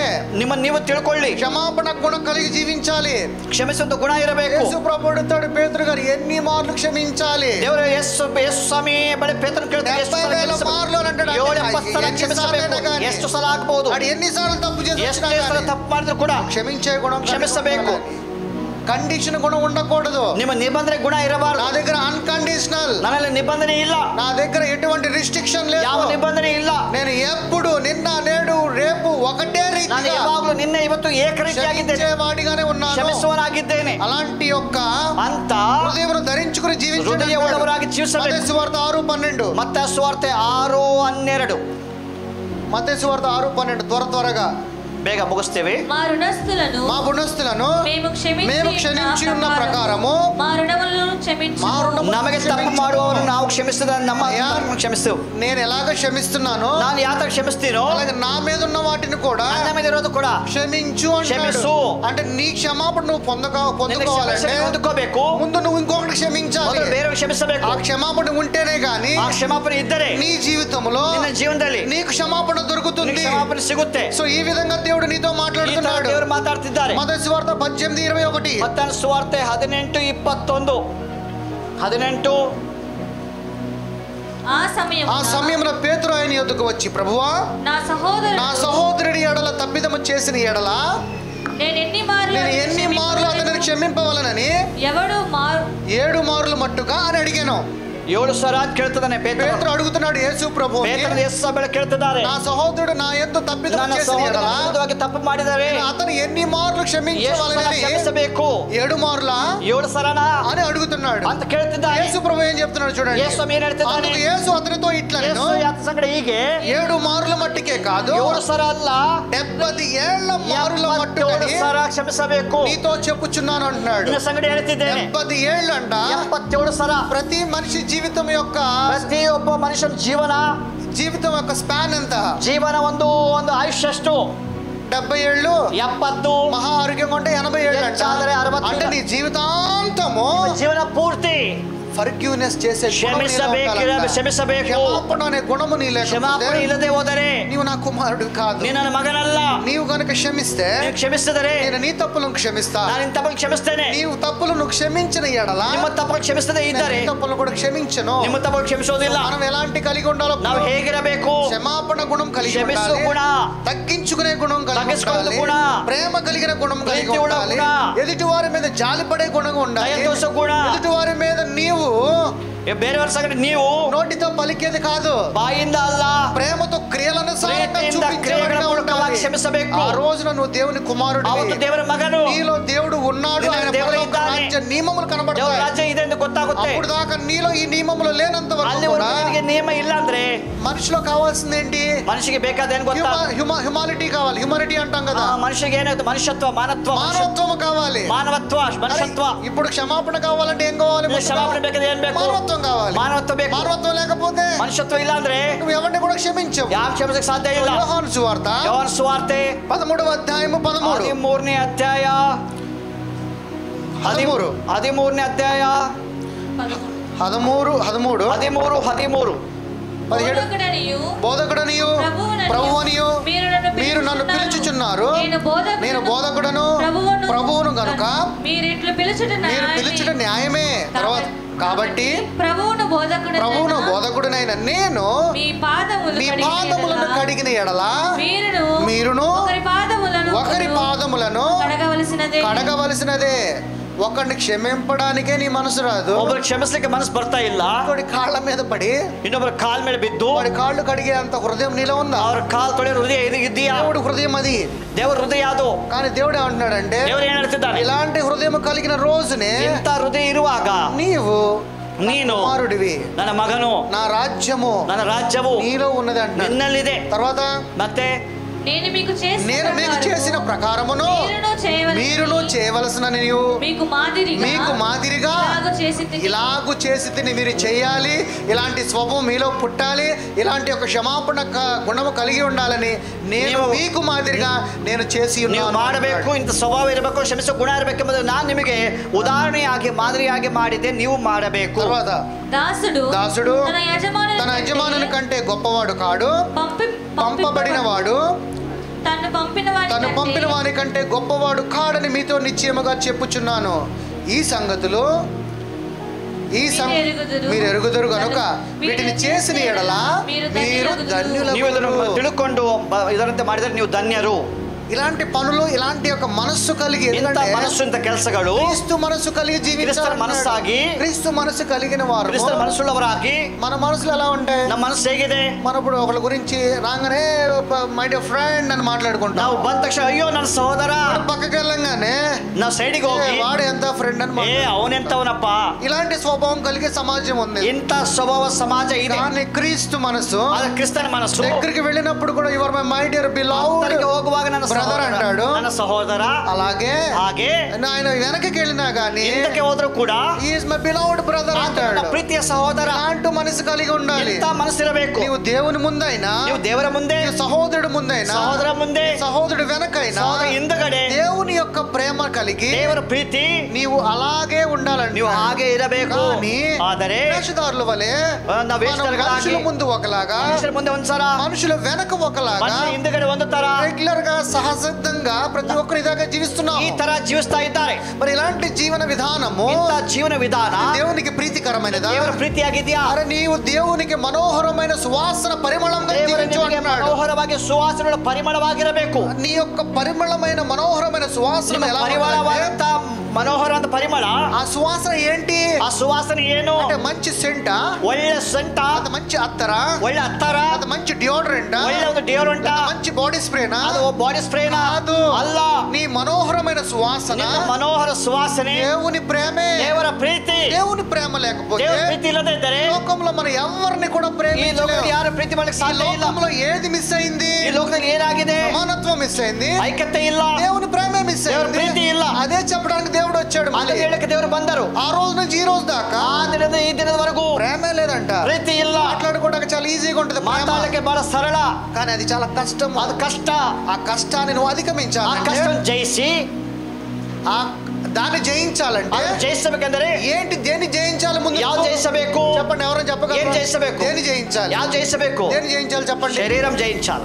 నీ శరీరాన్ని జయించాలి. శరీరం జಯಿಸಬೇಕು. యేసు ప్రభు 40 రోజులు చేసిన ఉపవాస ಯೇಸು ಸ್ವಾಮಿ 40 ದಿವಸ ಉಪವಾಸ ಪ್ರಾರ್ಥನೆಯಲ್ಲಿ జయించాడు. ಏನ್ ಜಯಿಸಿದ? తన శరీరాన్ని జయించాడు. శరీరాన్ని జయించిన. తన శరీరాన్ని జయించాడు శరీరం కాబట్టి ಜಯಿಸಿದ. ఆయన ಆತನು సమస్త అధికారమును ಸಮಸ್ತ పొందగలిగాడు. ಅಧಿಕಾರ ಹೊಂದಿಕೊಂಡ. ఒకవేళ ఈ శరీరానికి ఆయన సాగిలి ಒಂದು ವೇಳೆ పడిపోయినట్లయితే ಶರೀರಕ್ಕೆ ಅಡ್ಡ ಬಿದ್ದರೆ ఈ లోక మర్యాదని ಈ ಲೋಕ ಮರ್ಯಾದೆಗೆ స్వతంత్రించుకునేవాడు. ಅದು ಸ್ವತಂತ್ರ ಮಾಡ್ತಿದ್ದ. ఆయన కూడా ಆತನು ಕೂಡ ఈ శరీరముతో ಈ ಶರೀರದಿಂದ నశించిపోయేవాడు. ನಾಶವಾಗ್ತಿದ್ದ. కానీ ಆದರೆ శరీరాన్ని ಈ ಶರೀರವನ್ನ జయించి ಜಯಿಸಿ నిత్య జీవమనే ನಿತ್ಯ అధికారమును ಜೀವನ ಅಧಿಕಾರ అందుకున్నాడు. ಹೊಂದಿಕೊಂಡನು. ఈ లోకంలో గనక మనం ಈ జీవించాలంటే ಲೋಕದಲ್ಲಿ ನಾವಿದ್ದರೆ ఈ శరీరాన్ని ಈ ಶರೀರವನ್ನ జయించాల్సిందే. ಜಯಿಸಬೇಕು. జయించిన రోజున ಜಯಿಸುವಾಗ ನೀವು ನೀವು ఈ లోకములో ಈ ಲೋಕದಲ್ಲಿ ధన్యులగుదురు అంటున్నాడు. ಧನ್ಯರಾಗ್ತೀರಿ. 14-15 సేమ్ ఒబీడియన్స్ ఉండాలంట. 14-17 అదే అధ్యాయ. 15 14-15 14 మీరు నన్ను ప్రేమించిన ఎడల మీరు నన్ను ప్రేమించిన ఎడల నా జ్ఞానములను గైకొందురు. నా ఆజ్ఞలను ನೀವು ನನ್ನ ಪ್ರೀತಿ ಪಡೆದು ನನ್ನ ಆಜ್ಞೆಗಳನ್ನು ಕೈಗೊಳ್ಳುವಿರಿ. ఏం గైకొంటామంట? ಏನಂತಾರೆ? దేవుణ్ణి గనక మనం ప్రేమిస్తే ದೇವರ ಪ್ರೀತಿ ಮಾಡಿದರೆ ఆయన యొక్క ఆజ్ఞలను గైకొనుకుంటాం. ಆತನ ಆಜ್ಞೆಗಳು ಕೈಗೊಳ್ಳುತ್ತೇವೆ. ఏంటి ఆయన ఆజ్ఞలు? ಆತನ ಆಜ್ಞೆಗಳು ಏನು? ఒకటే, ಒಂದೇ. నిన్ను వలే ನಿನ್ನಂತೆ పొరుగు అని ನಿನ್ನ ప్రేమ. ನೆರೆಯವರನ್ನ అదే ఆయన ఆజ్ఞ. ಪ್ರೀತಿ ಮಾಡಿ. ಇದೇ ಆತನ ఈ ಆಜ್ಞೆ. ఆజ్ఞ ఇంతకాలం ఈ లోకము ಈ పాటించట్లేదు. ಆಜ್ಞೆ ಇಷ್ಟು ಕಾಲ ಲೋಕದಲ್ಲಿ ఒకవేళ ఈ ఆయన ఆజ్ఞని గైకొని ఎడల ಲೋಕದಲ್ಲಿ ಆಜ್ಞೆ ಇದ್ದರೆ నీవు ನೀವು ధన్యుడివి. ನೀವು ಧನ್ಯರು. ప్రేమ కావాలంట, ಪ್ರೀತಿ ಬೇಕು, ఒబీడియన్స్ కావాలంట, ತಗ್ಗಿಸ್ಕೊಳ್ಬೇಕು, హ్యూమానిటీ కావాలంట, ಐಕ್ಯತೆ ಇರಬೇಕು. యూనిటీ కావాలంట. ನಾವು ಐಕ್ಯತೆ ಇರಬೇಕು. హ్యూమానిటీ అంటే సమాన దైవత్వ అట్లాగా సమానత్వము. ನಾವು ಐಕ್ಯವುಳ್ಳವರಾಗಿರಬೇಕು. యూనిటీ కావాలంట. ನಾವು ಐಕ್ಯವುಳ್ಳವರಾಗಿರಬೇಕು. ఇవన్నీ ఎందులో ఉన్నాయి? ಇವೆಲ್ಲ ಎಲ್ಲಿದೆ? క్రీస్తు జ్ఞానంలో ఉన్నాయి. ಕ್ರಿಸ್ತರ ಜ್ಞಾನದಲ್ಲಿ ಇದೆ. క్రీస్తు జ్ఞానం ఎక్కడ ఉన్నది? ಕ್ರಿಸ್ತರ ಜ್ಞಾನ ಎಲ್ಲಿದೆ? దేవుని రాజ్యంలో ఉన్నాయి. ದೇವರ ರಾಜ್ಯದಲ್ಲಿ ಇದೆ. దేవుని రాజ్యం ఎక్కడ ఉన్నది? ದೇವರ ರಾಜ್ಯ ಎಲ್ಲಿದೆ? నీలో ఉన్నాయంట. ನಿಮ್ಮಲ್ಲಿದೆ. అందుకని ప్రభు అంటాడు, ಅದಕ್ಕಾಗಿ ದೇವರ ఈ అంతరంగ పురుషుడు ಅಂತರಂಗ పురుషను నీలో నుంచి పుట్టేదే ఏదైనా చేస్తది కానీ ನಿಮ್ಮಲ್ಲಿ ಹುಟ್ಟೋದು ಏನು బయట ಮಾಡ್ತದೆ? నుంచి తినేది నిన్ను ఏ హాని చేయదు. ಹೊರಗಡೆ ತಿನ್ನೋದು ಹಾನಿ ಆಗೋದಿಲ್ಲ. మారు మనసు ఎక్కడి నుంచి పొందాలి? ಮನಸ್ಸಂತ್ರ ಎಲ್ಲಿ ಬದುಕೋಬೇಕು? హృదయంలో నుంచి పొందాలి. ಹೃದಯದಲ್ಲಿ ಮನಸ್ಸಂತ್ರ ಆಗಬೇಕು. అవుతుందా? ಅರ್ಥವಾಗ್ತಿದೆಯಾ? ప్రేమించును. ప్రేమించును ఏంటంట? ಏನಂತಾರೆ? ಸಂತೋಷ ಮತ್ತೆ ಏನ್ ಪಡುವ చేసినా ನನ್ನ గానీ ಮೇಲೆ ದೇವರ ಪ್ರೀತಿ ಉಂಟು. ఏది నువ్వు చేసినా గానీ ನೀನ್ ಏನ್ ಮಾಡಿದ್ರು ಕೂಡ ఒకవేళ నీ సహోదరుడు ನಿನ್ನ సహోదರನ್ನ ఏదైనా కష్టకాలంలో నీ దగ్గరికి ಕಷ್ಟದಲ್ಲಿ వచ్చినప్పుడు ನಿನಗೆ ಹತ್ರ ಬಂದ್ರೆ ఇదేంట్రా మళ్ళీ వచ్చాడు నా దగ్గరికి అని ಇವನ కాకుండా, ಮತ್ತೆ ಬಂದ ಬಳಿಗೆ ಅಂತ ಹೇಳೋದು ಹೇಳದೆ నిన్ను నువ్వు సణుగు కొనకుండా ನಿನ್ನ ಗುಣಗುಟ್ಟದೆ నీ హృదయంలో గనక ಹೃದಯದಲ್ಲಿ నువ్వు ఆయన దగ్గరగా చేర్చుకునేవాడు అయితే ಅವನ ಹತ್ತಿರಕ್ಕೆ ಸೇರಿಸ್ಕೊಂಡು దేవుడు ఏమన్నాడంటే నిన్ను నేను దీవిస్తాను. ನಾನು ದೇವರ ಹತ್ರ ನಾನು ನಿನ್ನ ಆಶೀರ್ವಾದ ಮಾಡ್ತೇನೆ. ಅದೇ నీవు ಹಾ దేవుడి సన్నిధానంలో కూడా ఇచ్చుటకు కూడా మనం సణుక్కుంటా ఉంటాం. ದೇವರ ಸನ್ನಿಧಾನ ಕೊಡಲಿಕ್ಕೆ ನಾವು నేను ಗುಣಗುಡ್ತೇವೆ. దేవుడి యొక్క సన్నిధానంలో దేవుడికి ఇవ్వడానికి నీ యొక్క డబ్బు కాదు. ದೇವರ ಸನ್ನಿಧಾನದಲ್ಲಿ ಕೊಡುವಂತ ಹಣ ಅಲ್ಲ. దేవుడు ఏమంటున్నాడు? ದೇವರು ಏನ್ ಹೇಳ್ತಿದ್ದಾರೆ? నీ హృదయం చూస్తానంటున్నాడు. ಹೃದಯ ನೋಡ್ತಾನೆ. ఇచ్చే గుణము ఉండాలి. ಕೊಡುವಂತ ಗುಣ ಇರಬೇಕು. ఇచ్చే గుణం ఉందంటే నీలో ప్రేమ గుణం ఉందని అర్థము. ಕೊಡುವ ಗುಣ ಇದ್ರೆ ನೀನು ಪ್ರೀತಿ ಇದೆ. నీలో జనరోసిటీ అంటే ఏంటి? దయాళత్వం ఉన్నదంట. ದಯಾತ್ವ ಇದೆ. మన తండ్రి దగ్గర ఏమున్నది? ತಂದೆ ಬಳಿ ಏನಿದೆ? మనకు ఒక వాక్యం ఉంది, యెహోవా దయాళత్వుడు కలిగిన ಯೆಹೋವ ದಯಾ ಉಳ್ಳವನಾಗಿದ್ದಾನೆ. తండ్రి ప్రేమ ఎలా ఉంది మనలో? ತಂದೆಯ ಪ್ರೀತಿ ಹೇಗಿದೆ? దయాళత్వం కలిగి ఉన్నదంట. దయ ఉన్నದಾಗಿದೆ. మరి అలాంటి ప్రేమ మనలో ఉండాలి ಅಂತ అంటే ಪ್ರೀತಿ ನಮ್ಮಲ್ಲಿ ಇರಬೇಕು. అప్పుడు నువ్వు సణుగు కొనవు. ಆಗ ನೀವು ಗುಣಗುಟ್ಟೋದಿಲ್ಲ. ఒకవేళ తండ్రి కనుక సణుగు ಒಂದು కొనుకున్నట్లయితే ವೇಳೆ ತಂದೆ ಗುಣಗುಟ್ಟಿದರೆ మనకి ప్రభువు ఆయన ప్రథమ ఫలుడుగా మనకి ನಾವು ఇచ్చేవాడా? ಕರ್ತನನ್ನು ಪ್ರಥಮ ಫಲವಾಗಿ ಕೊಡುತ್ತಾನ. ఆయన ఇవ్వకపోయి ఉన్నట్లయితే ఈ రోజుకి మన బ్రతుకులు ఎలా ఉండేవి? ಅದು ಕೊಡದ ಇದ್ದರೆ ಈ ಜೀವನ ಹೆಂಗಿರ್ತಿತ್ತು? మనం ఇదే పాపములో, ಇದೇ ಪಾಪದಲ್ಲಿ, ప్రతి బంధకములో, ಪ್ರತಿ ಬಂಧಕದಲ್ಲಿ, బానిసత్వమైన ನಾವು జీవితంలో ದಾಸತ್ವದಲ್ಲಿ ఇలాంటి జీవితం జీవిస్తూ ಇಂಥ ఉండట్లే. ಜೀವನ ಜೀವಿಸ್ತೇವೆ. ఒకవేళ తండ్రి సనుగు కొనకుండా ఉండి ತಂದೆ ఉన్నాడు కాబట్టి ಗುಣಗುಟ್ಟಿದರೆ ఆయన కుమారుని పంపించి ಆತನ ಮಗನನ್ನು ಕಳಿಸಿ ప్రతి దాని మీద మనకి విడుదలనిచ్చాడు. ಎಲ್ಲದರ ಮೇಲೆ ಬಿಡುಗಡೆ ಕೊಟ್ಟಿದ್ದಾನೆ. ఇలాంటి విడుదల కలిగి ఉండాలంటే ఎంత బిడుగಡೆ ఇರಬೇಕು. ఇప్పుడు తండ్రే తన ప్రథమ ఫలముగా నీకు ತಂದೆ ఇచ్చినప్పుడు ಆತನ ಪ್ರತಿಫಲವು ಕೊಟ್ಟಿದ್ದಾನೆ. మరి నీవు కూడా ಪ್ರಥಮ ఫలముగా ಪ್ರಥಮ ಫಲವಾಗಿ నీవు సణుగు కొనకుండా ಒಣಗುತ್ತದೆ. నీ హృదయంలో ನಿಮ್ಮ ಹೃದಯದಲ್ಲಿ ఏదైతే తలస్తావో ಏನು ನಿರ್ವಹಿಸಿದ್ದೀರೋ దేవుడికి ఇస్తే దేవుడు కొಡುವಾಗ అంటే దీవిస్తున్నాడు. ದೇವರು ಹೇಳ್ತಾನೆ, ದೇವರು ಆಶೀರ್ವಾದ ಮಾಡ್ತಾನೆ. సంఘము సంఘం అంటే మనమందరము, ಸಭೆಯಿಂದ ನಾವೆಲ್ಲರೂ, అలాగే ఈ సహోదరుల్లో ಅದೇ ಈ ಸಹೋದರರಲ್ಲಿ ఎవరైనా నీ దగ్గరికి ఎలాంటి ఒక ప్రాబ్లం మీద వచ్చినా, ಯಾರಾದರೂ ನಿಮ್ಮ ಬಳಿಗೆ ಸಮಸ್ಯೆಯಿಂದ ಬಂದರೆ నీవు అదే హృదయం కలిగి దేవుడు ಅದೇ ಹೃದಯವುಳ್ಳವರಾಗಿ ದೇವರಾಗಿ ಜೀವಿಸಬೇಕು. ఇవన్నీ కూడా పరలోకపు రాజ్యపు లక్షణములు. ಇವೆಲ್ಲ ಪರಲೋಕ ರಾಜ್ಯದ ಲಕ್ಷಣಗಳು, ಗುಣಗಳು. పరలోక రాజ్యం కనుక నీలో ఉంటే, ಪರಲೋಕ ನಿನ್ನಲ್ಲಿ ಇದ್ದರೆ ఈ ప్రతి ఆలోచన ఇలాగే ఉండాలి. ಪ್ರತಿ ಆಲೋಚನೆ ಹೀಗೆ ಇರುತ್ತದೆ. చివరగా ಕಡೆದಾಗಿ హెబ్రీయులకు రాసిన పత్రిక ಹೆಬ್ರಿಯರ ಬರೆದ ಪುಸ್ತಕ 12:1 12:1 ఇంత గొప్ప సాక్షి సమూహము, ఇంత గొప్ప సాక్షి సమూహము మేఘము వలె మనలను ఆవరించి ఉన్నది. తర్వాత మనము కూడా ప్రతి భారమును సులువుగా చిక్కులో పెట్టి పాపమును విడిచిపెట్టి విశ్వాసమునకు కర్తయు దానిని కొనసాగించువాడనైన యేసు వైపు చూచుచు మన ఎదుట ఉంచబడిన పందెములో నీ జీవితం అనే పందెములో ఓపికతో పరిగెత్తుదము. ఆయన తన ఎదుట ఉంచబడిన ఆనందము కొరకై అవమానమును నిర్లక్ష్యపు పెట్టి సిలువను సహించి దేవుని సింహాసనం యొక్క కుడి పార్శ్వమున ఆసీనుడై ఉన్నాడు. అలాగే నీవు కూడా ఇలాంటి స్వభావం కలిగే ఉండాలి. ನೀವು ಇಂಥ ಸ್ವಭಾವವುಳ್ಳವರಾಗಿರಬೇಕು. ಹೇಳಿದ ವಾಕ್ಯ ಪ್ರಕಾರ మంచి మాట మాట్లాడుతున్నాడు. ಎಷ್ಟು ಒಳ್ಳೆ ಮಾತು ಕೇಳಿಲಿ. మనము ప్రతి భారమును సులువుగా చిక్కులు పెట్టి పాపమును విడిచిపెట్టి ಶಿಲುಬೆ ಮರಣವನ್ನು ಸಹಿಸಿಕೊಂಡು విశ్వాసమునకు కర్తయు దానిని కొనసాగించువాడనైన యేసు వైపు చూచుచు యేసు కడిగి దృష్టి ఇట్టు మన ఎదుట ఉంచబడిన మన జీవితం అనే పందెముతో ನಮಗೆ ನೇಮಕವಾದ ಓಟವನ್ನು ಶಿರಸಿನಿಂದ పరిగెత్తుదము. ಓಡೋಣ. ఎలా పరిగెత్తాలి? మళ్ళీ ಹೇಗೆ ಓಡಬೇಕು? శరీరంతో కాదు, శరీరದಿಂದ ಅಲ್ಲ. నీవు శరీరాన్ని చూస్తున్నావు, శరీరం ನೋಡ್ತಿದ್ಯಾ, నీలో ఉన్న స్పిరిట్ ను చూడట్లేదు. ఆత్మ ನೋಡ್ತಿಲ್ಲ. యేసు ప్రభువుని చూస్తున్నావు, యేసు ನೋಡ್ತಿದ್ಯಾ, నీ ఎదురుగా యేసు ప్రభు లేడు.